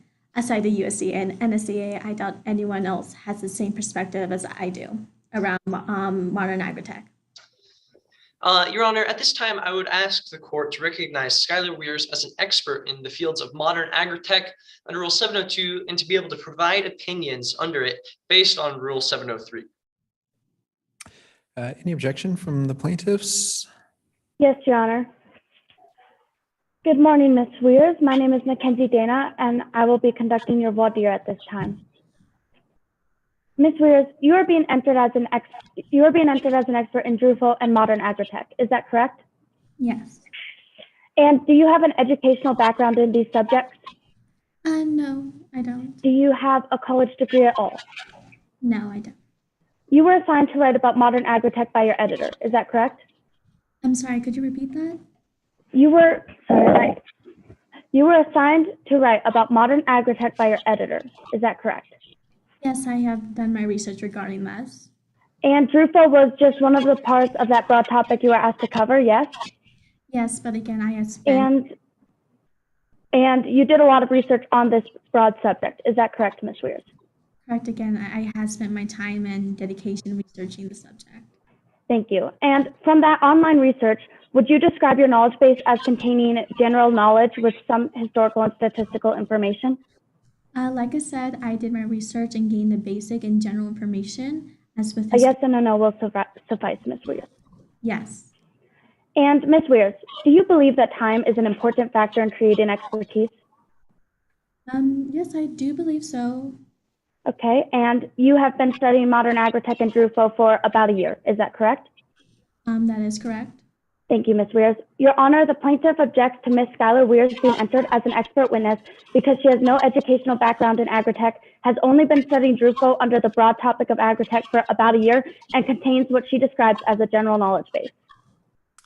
Thank you, Ms. Dana. The court does find that the witness has scientific, technical, or other specialized knowledge that will help the court and the jury understand the evidence. The objection is overruled, and Ms. Weirs will be admitted as an expert in modern agritech. Thank you, Your Honor. Thank you, Your Honor. Continuing, did your research include how the chemicals used in modern agritech affect ecology and the users of those chemicals? Yes. And did your research include information about the companies involved in modern agritech and how they interact and affect one another?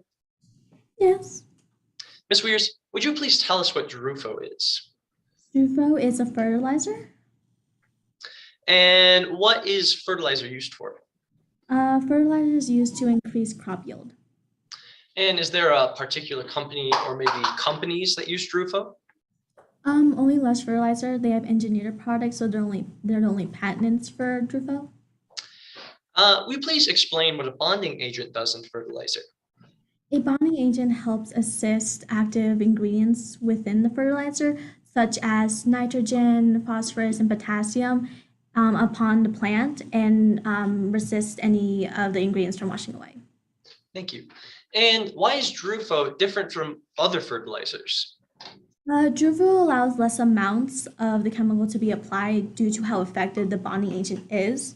So, in which it prevents ingredients, like I said, nitrogen, phosphorus, and potassium from washing away into the soil. And what effect does this have? Drufo allows, apologies, could you repeat that? Sorry. What effect does this have specifically? With modern agritech, specifically Drufo, it has been discovered there are ways to apply less amounts of fertilizer and still reach the optimal needed yield. Thank you. And what is the difference in how frequently Drufo would have to be applied in comparison to other fertilizers? It only needs to be applied once or twice a year, whereas other fertilizers need to be applied 5 to 6 times a year. And if a user were applying lush fertilizer with Drufo as required, would they be exposed to the product less frequently than other landscaping products? Definitely, about once a year. Are there any other notable effects? Yes, it prevents from washing away very easily. Drufo prevents damage to the environment due to runoff. Damage to the environment, such as what? Nitrogen runoff causes dead zones within lakes and oceans, which can cause aquatic life to die or decay. And, Objection, relevancy. Your Honor, if I may respond? You may. Your Honor, all of these questions are directly pertinent to the field of modern agritech, which which the witness has been verified as an expert in, so she is able to base opinions on the entire field. Your Honor, may I? Go ahead, Ms. Dana. Thank you, Your Honor. This case is about the carcinogenic qualities of Drufo, not its effect on the environment, and therefore it is not relevant to what we are discussing today. I understand the point. I'm going to go ahead and allow the testimony and overrule the objection. Thank you, Your Honor. Would you like me to repeat my last question? Yes, please. And does Drufo have an effect on that problem of environmental damage? Yeah, yes, it does. Yes, by preventing the ingredients from washing away, Drufo prevents damages caused to the environment from runoff. Thank you. And are there other things that the chemical Drufo does that is different from other bonding agents? What was that? I'm sorry. Are there other things that the chemical Drufo does that makes it different from other bonding agents used in other fertilizers? Oh yes, it's a very effective pesticide. And with that in mind, lush fertilizer does not need to use other additional pesticides that can be found in grass seed products. Additional pesticides such as what? Poisons such as glyphosate and arsenic. Those ingredients are or are not used in lush fertilizer. They are not. Drufo does their job in their place. In your research, did you find that glyphosate and arsenic carry a risk of harm? Yes, they do. According to the International Agency for Research on Cancer, glyphosate is considered a possible carcinogen to humans, whereas arsenic is a carcinogen to humans. Does the International Agency for Research on Cancer categorize Drufo as a possible carcinogen? No, it is not. There has, within my research, I am not aware of any established links between Drufo and cancer on any certain level. Ms. Weers, in your research, have you found lush fertilizer with Drufo to carry more or less risk of harm to the user than other fertilizers? Much less. Drufo has no known or established carcinogens within the products compared to other fertilizers. Since lush fertilizer, it needs to be used less, it will have less exposure. Thank you. From your research, does lush fertilizer have competitors? Yes, they do. And from your research, has the patented ingredient Drufo affected those competitors in any way? Yes, it has affected this old guard and their profits very negatively. Thank you. And from your research, how has this affected the field of modern agritech as a whole? Because of Drufo, Lush's patented and breakthrough ingredient, billions of dollars have been used against Lush fertilizer. They have been a target of much pseudoscientific mass hysteria and conspiracy theories surrounding modern day agritech. Thank you, Ms. Weirs. No further questions. Thank you. Any redirect? I have a cross-examination for the I'm witness. sorry, cross-examination. Yes, thank you, Your Honor. Good morning once again, Ms. Weirs. Let's begin your cross. Ms. Weirs, do you agree that GMOs are under an unfair attack by the old guard of the agricultural sector? I'm sorry, what was that? Do you agree that GMOs are under an unfair attack by the old guard of the agricultural sector? Yes. And do you believe that Drufo is under a similar attack from this old agritech sector? Yes. Do GM crops actually benefit the agricultural sector more than they harm it? They actually, I apologize, but could you please restate your question? It's hard to hear. Yeah, of course. Do GM crops or GM products actually benefit the agricultural sector more than they harm it? They benefit it a bit more. And do you agree that there are still risks associated with such modern products? Yes, there will always be risks. There are chemicals involved, but with modern day products, there have been ways to decrease the use, as an example, nitrogen, and such as for Lush, they use genuine products and etc. So there are risks, of course, through any types of chemicals, but it's not as much as it's been in the past. Okay, thank you. And many GMO products contain pesticides and herbicides. Is that correct? Yes, they do. And are pesticides and herbicides poison? Yes, they are. They do get rid of weeds and those type of chemicals, but that is needed through any type of agricultural product. And do most commercial pesticides contain carcinogenics? A good amount of them, some of them, not all, but again, we are dealing with chemicals to get rid of such plants, so it is needed to have those type of things. Does this include grass seed products and fertilizers? Yes, for some. Let's focus more on these grass seed fertilizers. Ms. Weirs, do these products replace natural nitrogen with synthetic nitrogen? Some products do use synthetic nitrogen, not all. And does this nitrogen have numerous horrific effects on the environment? Yes, but that is the reason why modern agritech has been used to reduce these damages. And do you believe that no GM product will ever be truly safe? Again, like I said, we are dealing with chemicals. Nothing will be highly safe through any matters in the world, but through recent studies and discoveries, there have been ways to reduce amounts of chemicals to help proceed those products. All right, Ms. Weirs. And lastly, is Lush fertilizer a GM product? From my knowledge, yes, it is. But again, thank you. And I would like to talk a little more specifically about Drufo. Is Drufo a bonding agent? Yes, it is. And it bonds dangerous ingredients such as nitrogen and phosphorus, correct? It is. And Drufo replaces the work of the other pesticides that would normally bond these chemicals? Again, I apologize, but what was that? Does Drufo do the job of bonding these ingredients in the place of other pesticides? Yes, it does. Drufo is able to officially bond these agents, but again, it bonds it to the plant specifically, reducing cause to go into and be soaked into the soil. Thank you, Ms. Weirs. And is Drufo an effective pesticide? It is an effective pesticide. As I said before, through past questions, it is a very effective pesticide, and it does get its job done through an effective manner. Thank you, Ms. Weirs. And is there any conclusive evidence on whether Drufo causes non-Hodgkin's lymphoma? Again, there has not been direct evidence. Thank you, Ms. Weirs. And however, did you say earlier that most pesticides do contain carcinogens? A good amount, not all, but I did a list. It was glyphosate and arsenic. Those are the few that are carcinogens. Glyphosate is a possible, but not a guaranteed. Drufo does not contain those products either, so there's no chance of it being connected. However, these are pesticides, is that correct? They are, but they are not in the product. Thank you. And wouldn't you agree that because Drufo is a pesticide, that it also very likely contains cancer-causing properties? There is possibilities, but it's not guaranteed. There are Thank you, no. Ms. Weirs. Let's move on lastly to your relationship to this case and the plaintiff's family. Ms. Weirs, does your career in writing support you financially? It does to well extensive. But do you have to support yourself with any other jobs? Yes, I do. And do you have any other habits that affect your finances?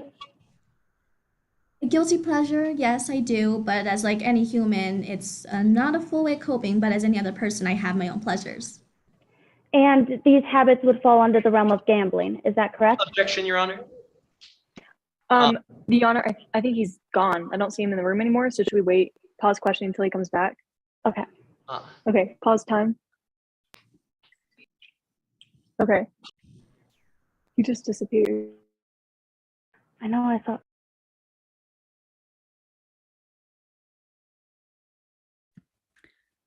Guys, let's give him a few minutes, okay? All right, it sounds good. Thank you.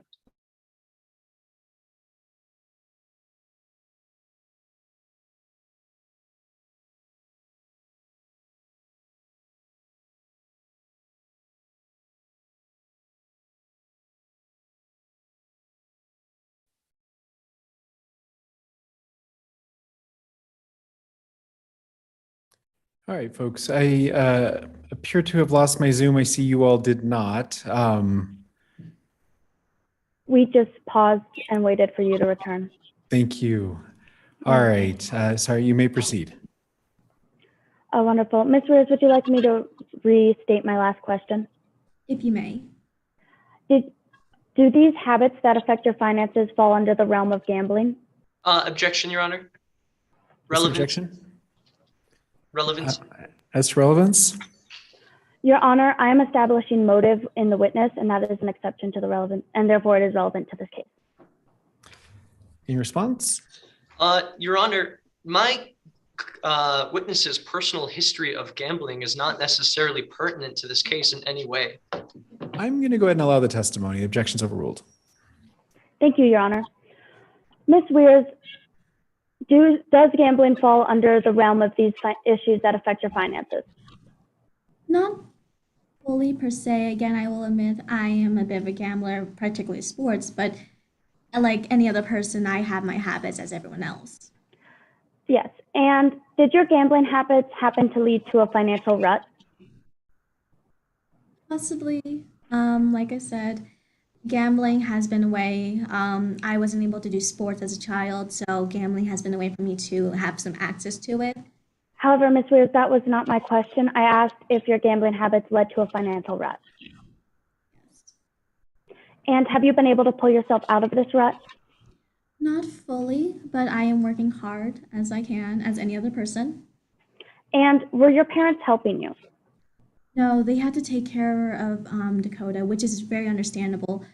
Unfortunately, there are some things that I can't fully discuss, but then again, they had to deal with their own things, and Dakota was a priority, which is completely understandable. But they were helping you before Dakota was diagnosed, is that correct? No, not really. I just done things on my own permission. Your Honor, I believe that the witness statement does say that Ms. Weir's parents were helping her before Dakota was diagnosed. Yeah, I'm gonna get to the place in the affidavit. Okay, it says, my quote, "My parents were helping me a little on the side before my mom died, but that was my mom's doing as it turned out," end quote. Do you agree with the statement, Ms. Weir? Yes, I apologize. With my mother's death, it was difficult, so it's been hard for me to remember the exact details. But again, I must have asked my parents for some help, but afterwards, I just been on my own. That's understandable, but you do agree that your parents were helping you? Yes, just for a bit. And do you believe that you are still a beneficiary of your father's will? It's not guaranteed. That is, again, it is not fully guaranteed. It's understandable with my past habits, but I do understand his main priority is my sibling. Dakota should be the main priority with my family, so it's understandable why I could be cut out, but then again, it's not positive. Ms. Weirs, I request that you answer with a yes or no, and I will restate my question.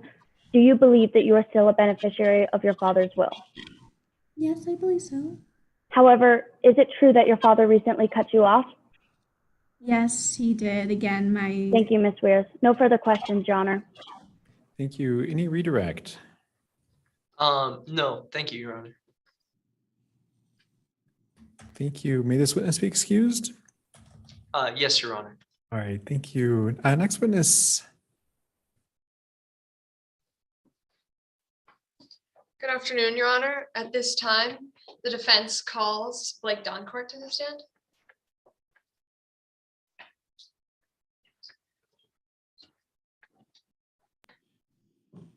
All right, Ms. Doncourt has been sworn in. You may proceed, counsel. Good afternoon, Ms. Doncourt. Please state and spell your name for the record. My name is Blake Doncourt, Doncourt. Thank you. And what is your current place of employment? I work at Lush Fertilizer. How long have you worked at Lush Fertilizer? It must be about 22 years now. And what is your position? I'm the CEO. Have you made any significant changes to the company since becoming CEO? I have. In the time since my promotion over 2 decades ago now, I've grown the company exponentially. We're one of the leading fertilizer companies in the world, and because of this, we're able to donate roughly 10% of all of our profits annually to different charities. And what are these charities' main initiatives? They work to reduce our planet's nitrogen footprint, and our company also works alongside these charities to educate our community and to clean our ocean's most polluted areas. Thank you. Do your products contain DRUFO? Our main fertilizer does. It acts as a sort of bonding agent. Do you have a team to study this DRUFO, the effects of DRUFO? Yes, they research the environmental effects as well as the negative impacts and dangers that it may have to humans, which they found none of. So your research and development team found no dangers to DRUFO? That is correct. Did your company put warning labels on their fertilizer? No. Why did your company choose not to put these warning labels on? We didn't have to. We found no evidence of risks to humans that it could possibly cause a danger, and under Phaeton's state and federal laws, there's no need to. Have you seen any internal or external scientific evidence that shows your fertilizer products may be dangerous and need a safety warning? No. Do you bake your products? No, we do not. It's extremely expensive and it's really unnecessary to bake a product that's already safe. So what sources did you use to make this decision to not bake? I used my team's in-house research, which showed that there was little to no risk when using the product, and it was unnecessary to bake. Your Honor, may I now present the witness, with what has been marked Exhibit 4? You may proceed.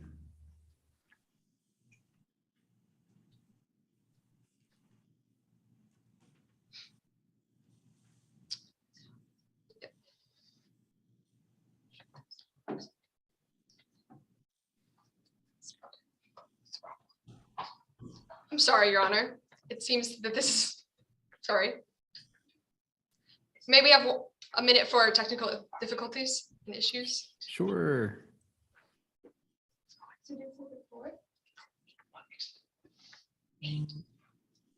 I'm sorry, Your Honor. May I now present Exhibit 8 to the witness? You may proceed. Thank you. Your Honor, Blake, do you recognize this exhibit? I do. And what does this exhibit state? It shows how expensive it would be to bake our products and how much we would lose. Okay, thank you. And what did you use to make these decisions? Sorry, do you stand this as a normal business record? I do. So you use this to make decisions as CEO? I did. Thank you. At this time, we move for Exhibit 8 to be moved into evidence. Any objection? Yes, Your Honor, we object on relevancy. While I do understand the intent of Exhibit 8 is important to this case, it was drafted in 2004 to 2014, which several years have now passed, 8, I believe, and therefore it is not up to date and therefore relevant to this case. As to relevance, counsel. Your Honor, this was made when this was made for the CEO to make a large decision for the future of the company that still affects us today. So this has been used to make decisions by the company up to this point. So it is relevant and used today. Objection will be May I overruled. right, I'm thank you. going to overrule the objection. You may proceed, counsel. Thank you, Your Honor. Do you know of Carson Durst? Yes, I do. He used to work for Lush Fertilizer on our research and development team. Thank you. What are Carson's claims to your knowledge about Lush Fertilizer? They think that we put a dangerous product into the hands of our public and that we just did it for some kind of a cash grab, even though that same exact type of cash grab that they're accusing us of seems to be the entire base of their accusations. Objection, speculation, Your Honor. As to speculation? Your Honor, this is to the witness's knowledge, so it is their words. It's for their. May I respond, Your Honor? You may. Thank you, Your Honor. The witness is testifying that she knows about the exact intent and also what the her competitor wants to do. However, she doesn't have firsthand knowledge and is making assumptions. Therefore, she is speculating on the relationship. I agree. The objection will be sustained. Yes, the objection will be sustained. Okay, thank you, Your Honor. At this time, may the defense explain Exhibit 4. You may proceed.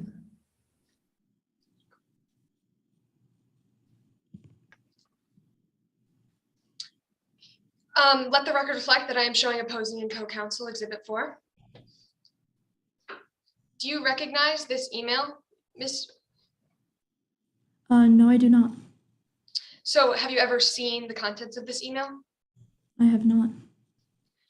So while Carson was working at Lush Fertilizer, Your Honor, at this time, we move for Exhibit 4.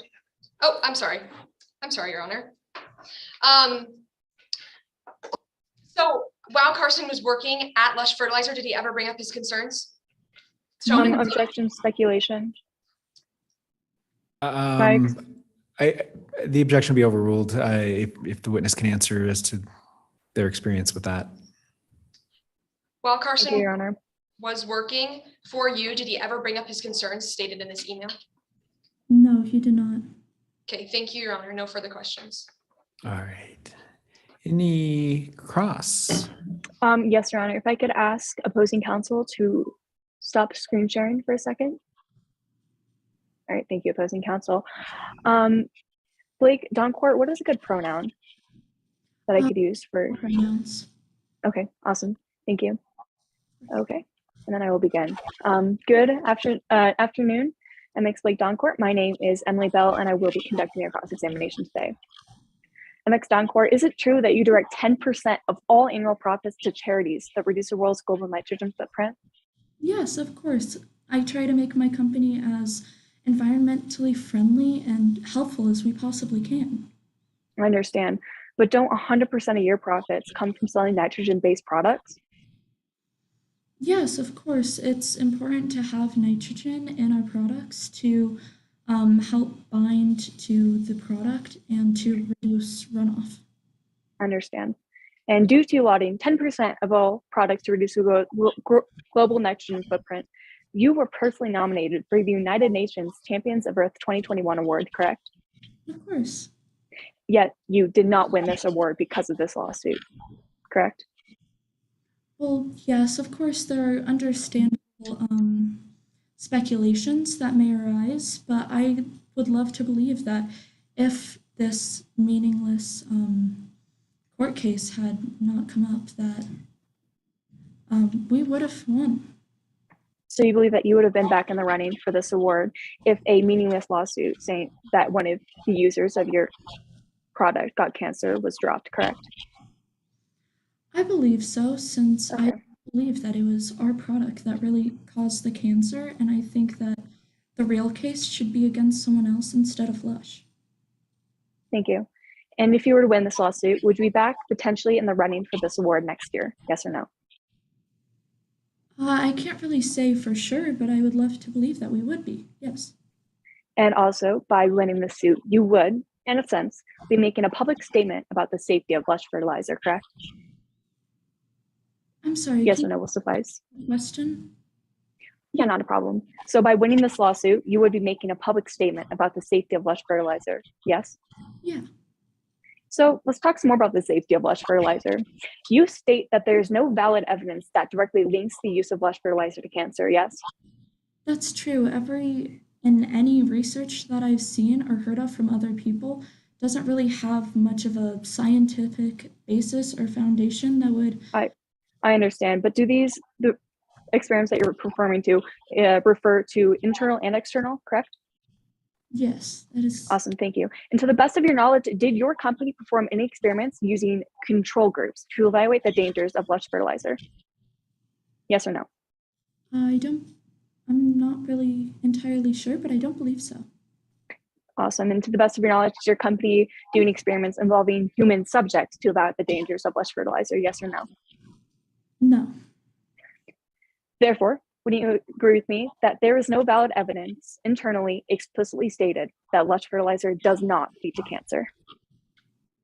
I'm sorry, can you please restate the question? Not a problem. You'd agree with me that there's no valid evidence explicitly stated internally within your company that Lush fertilizer does not lead to cancer? Well, I wouldn't say that much. I mean, Yes or no will suffice, Ms. Donkart. I don't believe a yes or no would simply completely answer the question because it's a very complex issue. We've done years and years of research, and I understand. And you state that you've never seen any scientific evidence showing even a reasonable probability that drupa is carcinogenic, yes? That is correct. But you are aware of Dr. Casey Rogers' study that does, in fact, link drupa to being carcinogenic, yes? I'm aware of it, but it was never published. Yeah. And did you personally investigate any such claims that stem from the study on data publication or later on? Personally, no. Did you personally ensure that your company, multi-million-dollar Lush fertilizer, investigate any claims that stem from this study? Yes or no? No, because we found no. So then you'd agree with me that because this study exists, you and your company did not take the essential steps to ensure that Lush fertilizer is not carcinogenic. Well, from our research, we knew that it wasn't carcinogenic.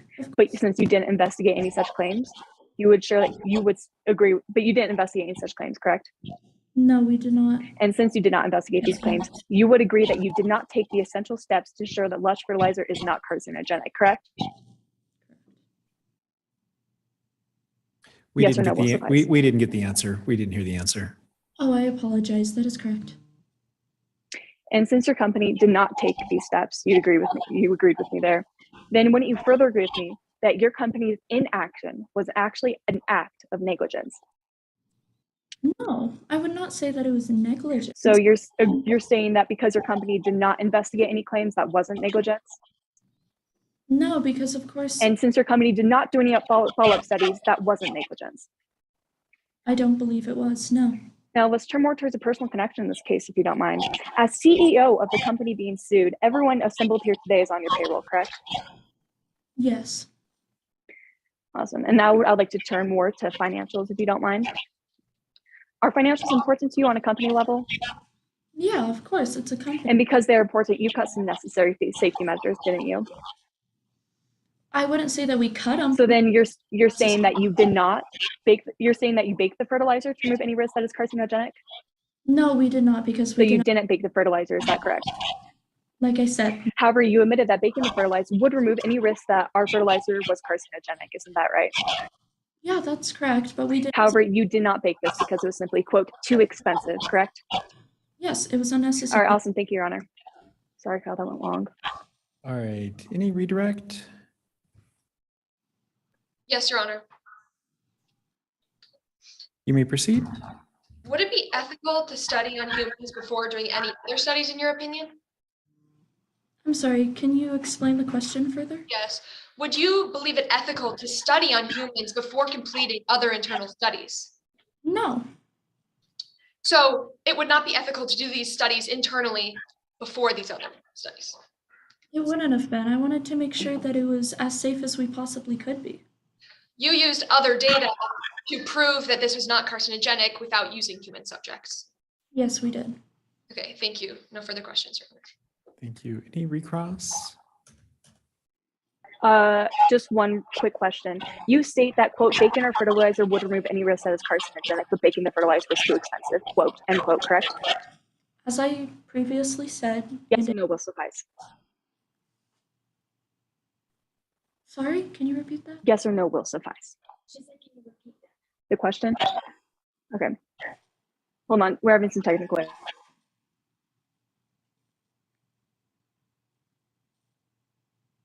I apologize, I'm having trouble hearing everyone. You state that baking the fertilizer would remove any risk that is carcinogenic, but baking the fertilizer was too expensive. Yes or no? As I said, that is correct. Thank you, Your Honor. That will be no. All right, thank you. Any further redirect? No, Your Honor. All right, may this witness be excused? Yes, at this time, Your Honor. All right, thank you for your testimony. Next witness. The defense calls Dr. Devin Williams to the stand.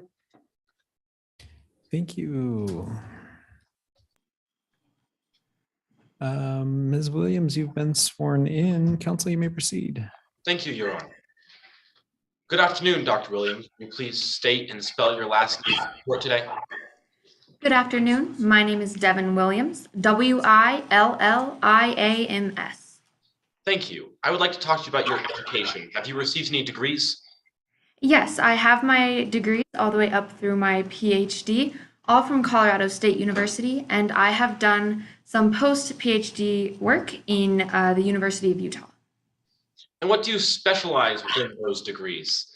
Well, I have many specializations in toxicology, specifically in the fields of forensics and pharmacology, although my baseline degree is in toxicology.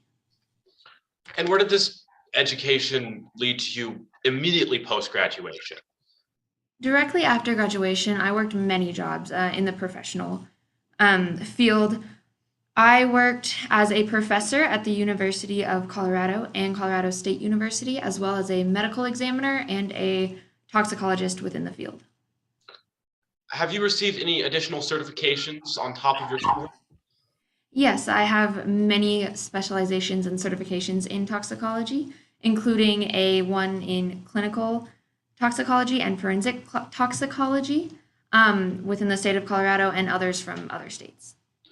Do you keep a curriculum vitae as part of your regular business activities? Yes, I do. Would you recognize that document if you saw it? Yes, I would. Do you make and manage this document yourself? Yes, I do. Your Honor, may I have a co-counsel present what has been marked as Exhibit 9? You may proceed. Let the record reflect that we are presenting Exhibit 9, opposing co-counsel. Top 9. Do you recognize this document? Yes, I do. What is this document? This would be my curriculum vitae. Is this a true and accurate copy of what has been marked as your curriculum vitae? Yes, I believe so. Your Honor, we now move to admit Exhibit 9 into evidence. Objection? Yes, Your Honor, lack of foundation. I will overrule on foundation. Exhibit 9 will be admitted. Thank you, Your Honor.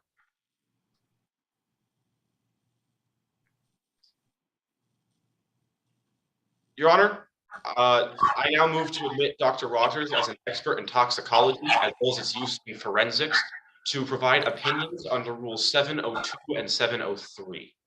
Thank you. Tell me one more time, toxicology. Toxicology and its use within forensics. Any objection or voir dire? There is a voir dire. I'm sorry? There is a voir dire. Okay, thank you. You may proceed.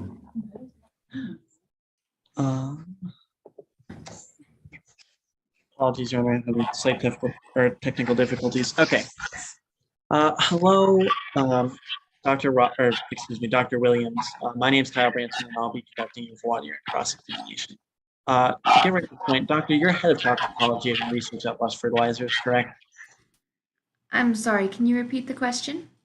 You're head of toxicology research at Lush Fertilizers, correct? Yes. And as head of the department, it would be your responsibility to ensure Drufo is safe to put to market, correct? Yes. And you're also aware of the ban on Objection Drufo out in of the the scope of voir dire. Mr. Branson? Sorry, I'm having quite a bit of reverberation. Could you repeat the objection, please? Out of the scope of voir dire, these go to the weight of the witness testimony, not their admissibility as an expert. It's the witness's qualifications, Your Honor, and I am going to the objectivity of the witness. All right, I will allow the question. We're getting a little bit of feedback out of the witness's side of things here. The witness's side keeps lighting up.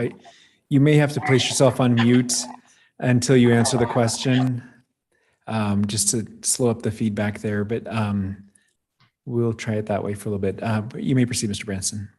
Thank you, Your Honor. You're aware of the ban on Drufo in the EU, right, Dr. Williams? Yes, I am. And you admit that a court case like this could be paramount in determining the future of Lush Fertilizers in the EU. Yes. Your Honor, the plaintiff objects to the witness being admitted as an expert on the grounds that she is unable to offer objective testimony due to her numerous direct connections to the outcome of this trial. I am going to overrule the objection. Dr. Williams will be admitted as an expert in toxicology used within forensics. Thank you, Your Honor. Counsel, you may proceed. Thank you, Your Honor. Dr. Williams, I would now like to talk to you about your career. Do you currently work? Yes, I am currently the chair of the ethics committee at Lush Fertilizer, and I am a professor at the University of New Mexico, although soon I will be teaching full-time. And what are your responsibilities as head of the ethics chair at Lush Fertilizer? Well, originally I was brought on to be a research technician, but I rose quickly all the way up to the labs, and now I've been studying Drufo extensively for years. And what about Drufo did you discover in this research? Well, many things, of course, namely that it has fulfilled its intended purpose, which is to introduce plants that it is sprayed onto to extra nutrients, namely nitrogen. Where Drufo differs from its competition is its ability to, in layman's terms, cling on to the plant and prevent excess runoff, which reduces the risk to the environment and to humans. How is this difference important within the discussion of Drufo? Well, this means that Drufo is inherently safer than most other fertilizers. It prevents algae blooms and dirty water by preventing that runoff. And both of those things are very important in protecting the safety, especially of farmers who use this product often. Do you have any additional responsibility as ethics chair at Lush? Yes, I also review other studies done by other organizations just to gain a deeper understanding of an outside perspective. Have you come into contact with any negative conclusions on Drufo? Yes, I have found two studies, one by a French commission and one by Dr. Casey Rogers, that are both inherently flawed. You say that these studies are flawed. Could you elaborate, starting with the research conducted by Dr. Rogers? Would you consider Dr. Rogers' study a professional one? No. Dr. Rogers conducted an incredibly unprofessional and disorganized study looking for carcinogenic ties in Drufo. She neglected to follow the fundamentals of experimental design and simply observed people, making it an observational study and not an experiment. And why, in your expert opinion, is that so damaging?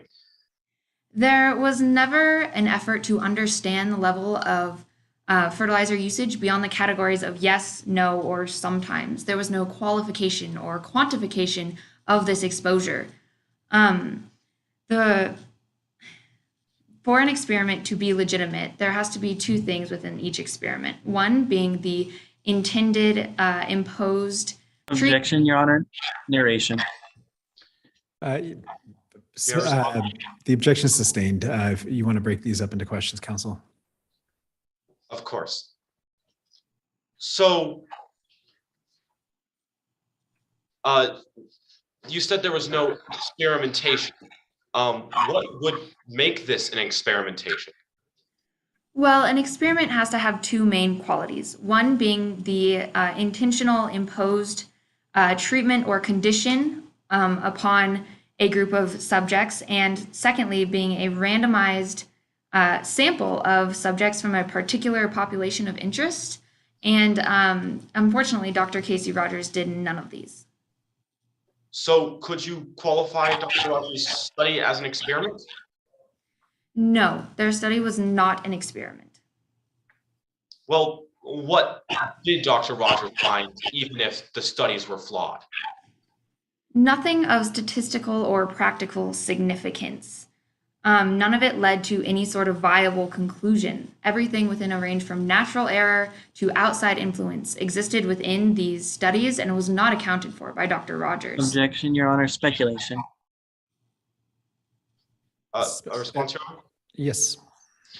This witness has been admitted as an expert and is allowed to speculate within the bounds of what she has been admitted as an expert in, which we have admitted her in toxicology in 702 and 703. Mr. Branson?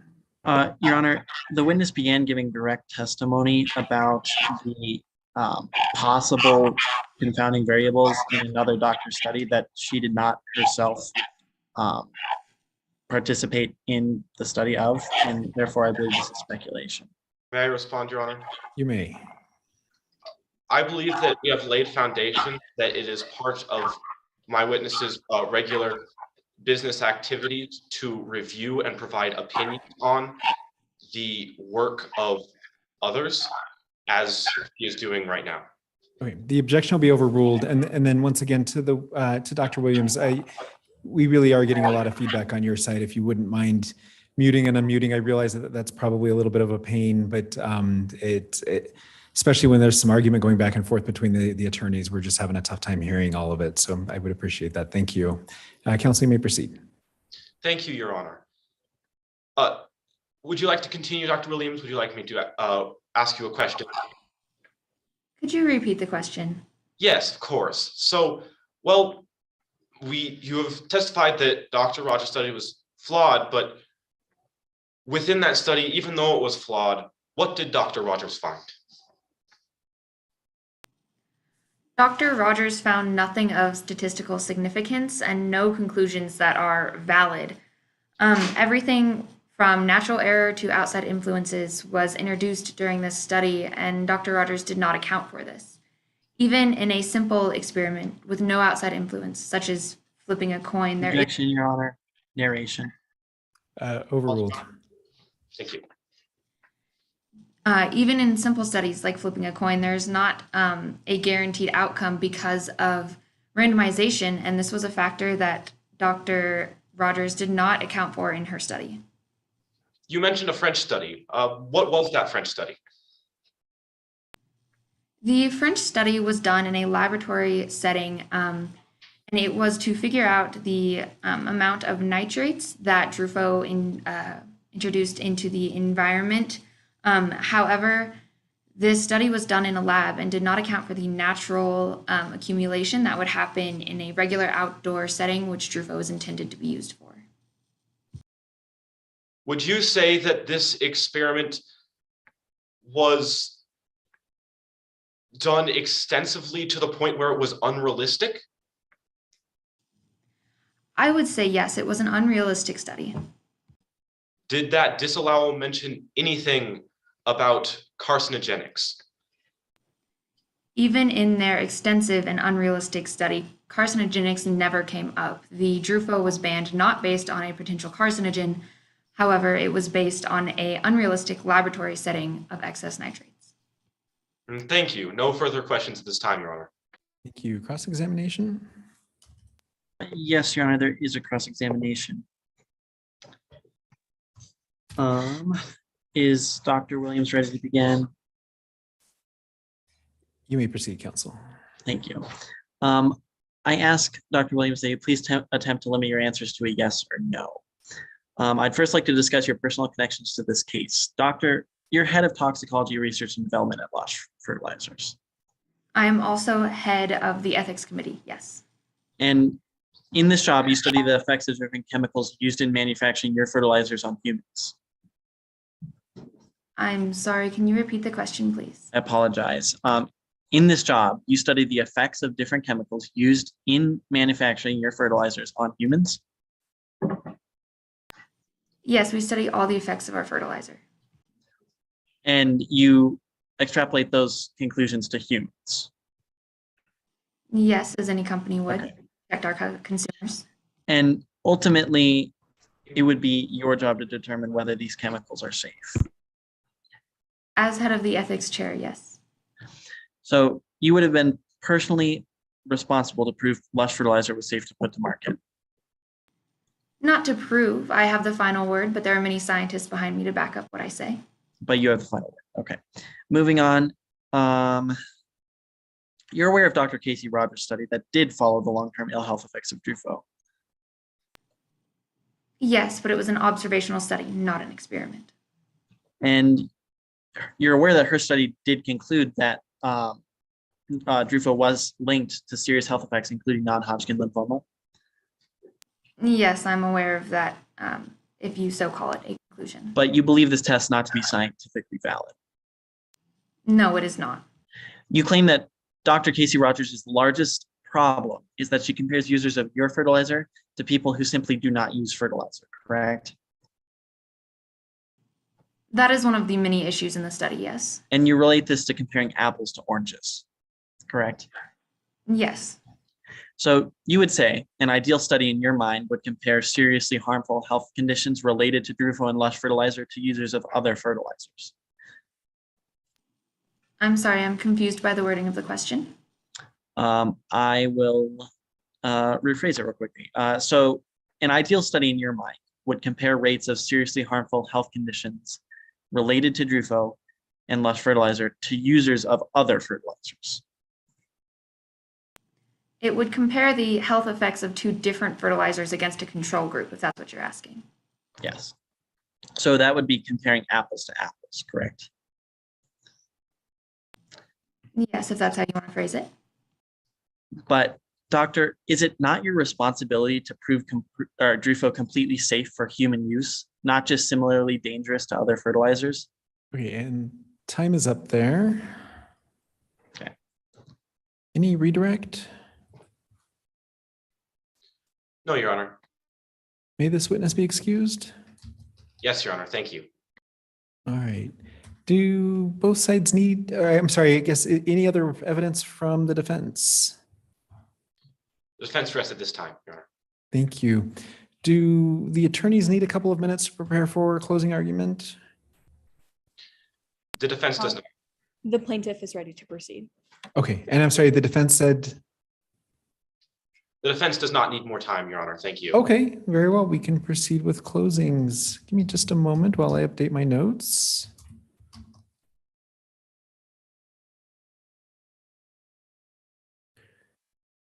All right, counsel, you may proceed. I'm going to do a quick sound check before I begin. Can everyone hear me all right? Yes. Alrighty, thank you, Your Honor. Opposing counsel, members of the jury, and esteemed judge. We are here to establish truth, and in doing so, justice.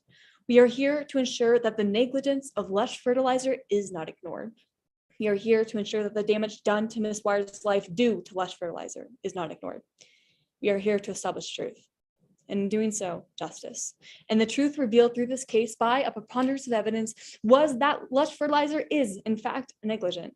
However, first, I would like to refocus you on the life we are impacting today. Dakota Wires, a young woman who was just figuring out life on her own. Lush Fertilizer not only poisoned the life of Miss Weirs, but the livelihood of everything she used to hold dear. Now, she struggles to even hold herself up. Lush Fertilizer insists that there's simply no way the product is carcinogenic, but if it was, Dakota Wires is at fault. I urge you to look past the illusion that the defense is creating and instead find the disastrous roots of their case: spite, negligence, and ego. There was spite stemming from every word Skylar Weir spoke. She not only lacks the effective credibility to make statements on Drufo, but has a personal stake in this case. If her sister were to get much needed restitution, the gambling debts of Skylar Weir's will continue to go unpaid. Ms. Weir's personal relationship is impacting her professional one intertwined with spite. You heard from Dr. Devin Williams, the head of toxicology at Lush Fertilizer. Her obligation was to ensure that Lush Fertilizer was not carcinogenic. Her blatant negligence, ladies and gentlemen of the jury, is the reason we are here today. It was revealed through cross-examination that Dr. Devin Williams completed 0 experiments solving human person and 0 follow-ups when another study revealed that Lush Fertilizer was carcinogenic. Her inability to perform adequate studies nor complete any type of research that discredits Dr. Casey Rogers was an act of negligence. And finally, you heard from MX Blake Doncourt, a disgruntled CEO who was knocked out of the running for the 2021 Champions of Earth Award. MX Doncourt's testimony is twisted with ego, an ego shattered by this lawsuit, an ego shattered by the botched credibility of Lush Fertilizer, an ego shattered by inaction. They took part in the inaction, stating that, quote, baking the fertilizer would remove any risk that our fertilizer was carcinogenic, but the baking process was just too expensive. The ego of Blake Doncourt got in the way of human decency and safety. Spite, negligence, and ego intertwined with the defense's case like a vine on a tree, choking the life out of Miss Weir's a second time, forcing her to seek restitution for emotional damages, inconvenience, and emotional stress amounting to $300,000. Now, let's dive into those 3 categories. Emotional stress. You heard from Ms. Weir's the impact of her cancer. It is a stress to her and her family to have a multi-million-dollar company get her only sibling to testify against her, calling Ms. Dakota Weir's a liar. There's an emotional stress from a drastic change in quality of life. Ms. Weir's physically cannot participate in the activities that made her into the accomplished young woman she is today. Inconvenience. Being able to do anything or even sit at one place for an extended period of time is, at its most basic level, inconvenient. And finally, emotional damages. It was heartbreaking not to be able to attend the school of Miss Weir's dreams, Juilliard. But members of the jury, we all have someone in our lives we're close to, someone who mentored us, someone who we love. For Dakota Weir's, it was her grandfather, taken from her years ago. But because of Lush Fertilizer, she feels like he is taken from her all over again. This is not only emotionally damaging, ladies and gentlemen, it is emotionally traumatizing. Now, Lush Fertilizer claims that their acts of negligence are not at fault, which is where our 3 witnesses came up. We proved by a preponderance of evidence that Lush Fertilizer is at fault for Ms. Dakota Weir's non-Hodgkin's lymphoma.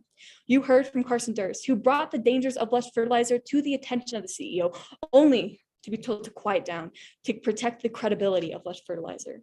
You then heard from Dr. Casey Rogers, who proved the connection between Drufo being carcinogenic. Dr. Rogers provides experimental evidence involving human subjects that evaluated the risk of Drufo, an action not taken by Lush Fertilizer. And finally, you heard from Ms. Dakota Weir's, the victim of this case. You lived her life of countless accomplishments, only for her future to be ripped away at the roots. Her life was forever changed by her cancer. And we need to ensure that Ms. Dakota Weir's has the necessary restitution for inconvenience, emotional stress, and emotional damages. We, members of the jury and esteemed judge, are here to establish truth, and in doing so, justice. And the truth is, Lush Fertilizer did not take the necessary precautions to ensure that Drufo was not carcinogenic. The truth is, Lush Fertilizer was negligent. But now, with the truth brought to light, we can bring justice. Are you to think about the victim? Are you to find Lush Fertilizer liable because spite, negligence, and ego do not and should not make the case? Truth does. Thank you. Thank you, counsel. Defense. Yes, Your Honor. Ladies and gentlemen of the jury, esteemed judge, thank you all for being here today. We heard the story of Dakota Weir's, who had worked at a landscaping business for 5 years, while using different chemicals and products to complete daily tasks, all going unnamed today except for one, Lush Fertilizer, the same Lush Fertilizer that holds corporate benevolence above all, making sure that in corporate America, they are positive. They have done multiple internal studies to prove that they are safe for users. They have worked and worked for years to make sure that their products are safe, as well as using multiple different scientists to prove that their products are sustainable for the future of our environment.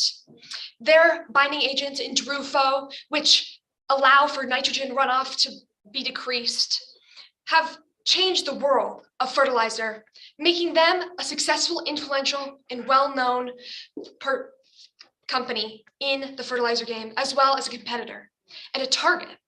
Competitors, ladies and gentlemen, like Terrace Greenery, employer of one of Miss Weir's primary supporters in this lawsuit, Carson Durst. Carson Durst is a disgruntled former employee of Lush Fertilizer. Carson Durst is motivated to take down Lush Fertilizer to build their own reputation. They are using Lush Fertilizer to create a name for themselves, even though Lush Fertilizer stood by them their entire lives. Carson Durst is here today to prove what? To prove speculation. Speculation about the motives and practices of a business from 2003, when Miss Weir's was 2 years old. And look carefully at the memo given to you. What does it say? It says the company was committed to more studies. This is not a cover-up. This is a quest for truth. Dakota Weirs told you today that she worked with many products, which contain many hazardous materials during her time employed as a landscaper. There is absolutely no way that what has been shown here today by the plaintiff is enough to point fingers at one of many companies used by Dakota Weirs on the job. They have not brought you any evidence about the frequency or amount of exposure to other of these products. Cause requires that the natural and probable sequence of events produce this claimed injury. No information has been provided by Dakota Weirs or her team about the other likely causes of her health issue. Therefore, there is no justified cause that this product caused this cancer. Dakota Weirs blatantly ignored the recommendations that were on the label of Lush Fertilizer products, which were clear. Dakota was told to protect herself, to wear a mask to cover her body, and she just didn't. She didn't. Even after seeing the label, she made the decision to not do so. Entomologist Casey Rogers hopes that you will consider their study, not replicated, not peer-reviewed, on people not in his area of expertise, bugs. Entomologist is the study of bugs. Casey Rogers is not a qualified toxicologist like PhD entomologist Casey Rogers, who has a career testifying in cases just like this. If you are convinced that the study is evidence of causation, it is not. It is not verified scientific medical research. Dr. Devlin Williams, with her extensive research, education, and certification with toxicology of environmental and occupational chemicals, explained to you that there is just no evidence to provide causation here. No evidence that would trigger a duty for Lush Fertilizer to change manufacturing methods or to add their latest safety precautions. So why, when Blake Doncourt is looking for a way to keep his company safe, would he think to put safety precautions on the label when no scientist has given them real evidence to agree with that? Blake Doncourt, the CEO of Lush Fertilizer, has made sure through Dr. Devin Williams and many other scientists that what they are putting out is safe. The lack of care by the CEO of Lush is essential to the claims of Ms. Weirs and the plaintiff's legal team. But you will see in Instruction 2 that they must prove by predominance every element of their claim of negligence. If any element is not present, then they have not carried out their burden. They have to show that Lush Fertilizer failed to exercise reasonable care to prevent the product from creating an unreasonable risk. If there is no unreasonable risk of harm, there is no duty to prevent it. From what was heard today, there is no failure of duty and no negligence on the part of Lush Fertilizer. So sad circumstance, of course. Dakota Weirs' health issues are sad circumstance, but there is no evidence, no credible, reliable scientific evidence that links DRUFO to her condition of non-Hodgkin's lymphoma. So please, jury, today, when taking into account all that you have heard today, remember that Carson Durst is not specialized in this. Oh, thank you. No, thank you, Your Honor. All right, thank you, counsel. That concludes the hearing here today. So what I'm going to do at this point is I'm going to give the scoring jurors a moment to submit their scores, and if the scoring jurors would please turn their cameras on once they've been submitted.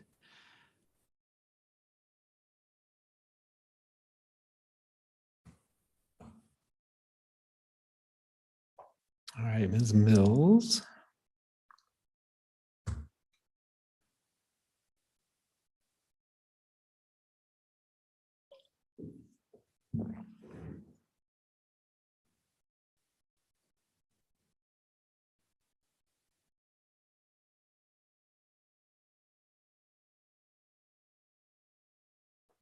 All right. While we're waiting, looks like we've got everybody back. All right. Are we still missing?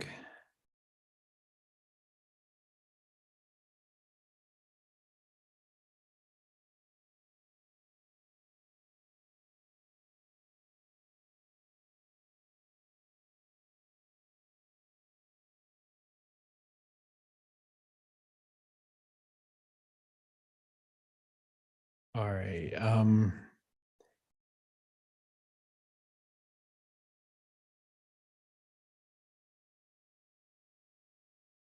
All right, so we're running just a little bit behind here today, but I do want to give everybody an opportunity to give some feedback. And I hope that everybody that's giving feedback today will take a moment to tell where they're from and why they're interested in mock trial, because I think that's important for everybody. I'm a magistrate up in Adams County. Let's see, we're still missing Mr. Tarr's scoring sheet. There we Working, go. Okay. almost done. Sorry. All right, thank you.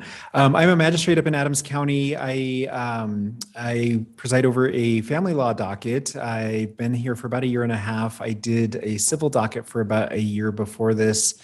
I've been interested in mock trial. I'm actually a coach in a team in a different region, so I'm not, coaching or judging anybody downward because of that. I have a team in a different region. And this is my third year in mock trial, and I absolutely love it. I love working with the students. I will tell you a couple of things. First of all, the professionalism that I saw here today is on par or far better than a lot of attorneys that appear before me. And so you should all pat yourselves on the back for that. It is actually one of my favorite parts of mock trial is the level of professionalism that is displayed is just so high and wonderful. So please keep that up. That is a very important quality. Before I worked here, I was at the Office of Attorney Regulation Counsel. That is the office that investigates and prosecutes lawyers for ethical misconduct. So professionalism is a very important value to me. And then before that, I was in private practice practicing immigration law.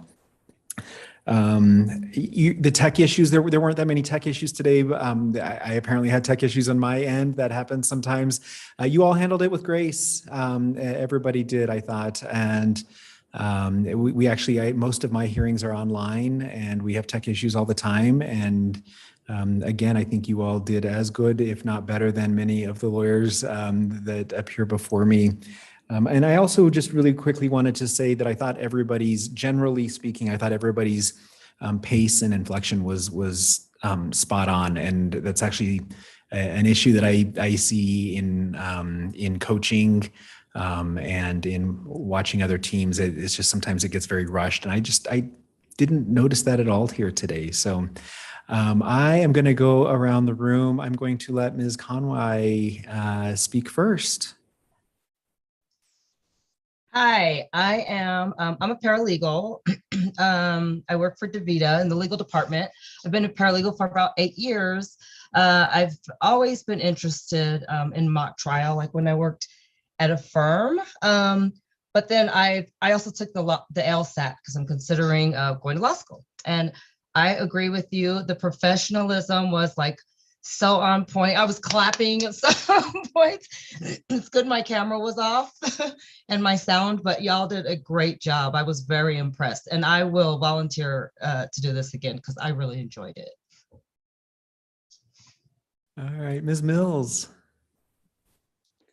Thank you, sir. I am a guardian ad litem for Adams and Broomfield counties. I represent children in child protective services cases. So please consider that if you consider law school in your future. I really think all of you should go to law school. You were extremely professional, and I would happily co-counsel a case with any of you. So kudos to you. It was very close, and I was very impressed. Thank you. Thank you. Mr. Tarr. Congratulations, everybody, on your first round. Echoing everything that's already been said, absolutely. My name is Tim. I am in private practice here in Denver doing criminal defense and general civil litigation matters as well, doing litigation and trial work. Before I got to this, I did a lot of mock trial. I did mock trial in high school and then mock trial again at Sturm College of Law too, and coached the undergrad team for a bit as well. So I know what it feels like to be in your shoes, and you guys all did a fantastic job.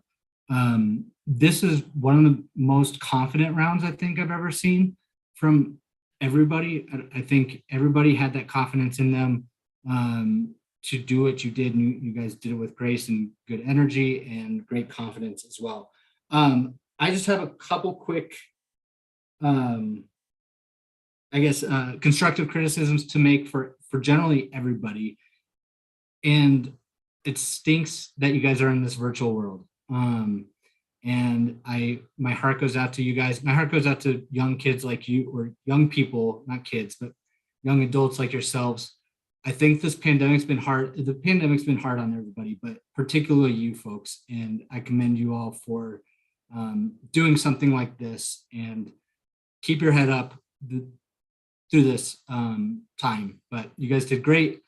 With the virtual world, everybody's watching you. If your screen's on, somebody's looking at you. Avoid those conversations off screen. And you can tell when you're using notes as a crutch too. And I think everybody has the confidence to keep off your notes. And those that did keep off their notes, you guys did great. Those that used the notes, you could tell. So just be mindful of that. When you're on the screen, somebody every moment is looking at you. But witnesses, you guys all did a great job. When it came time to thinking on your feet with the objections, the attorneys, was fantastic. And then when it came time, when it was off script with a cross-examination or a redirect, that you guys did great too. So you guys have the skills to get off the notes, and just trust in your capabilities. You know this problem, and now that you've already done one round, it's just, you're gonna know it more and more and more. So great job to you guys, and thanks for all your hard work.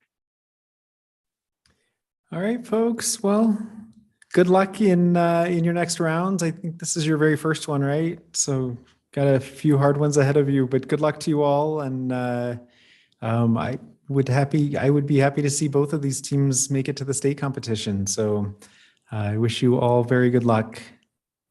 Thank you, Your Honor, and thank you, judges, for taking time out of your day to be here today. I appreciate all you guys. Thank you. Good luck to opposing counsel in your next round.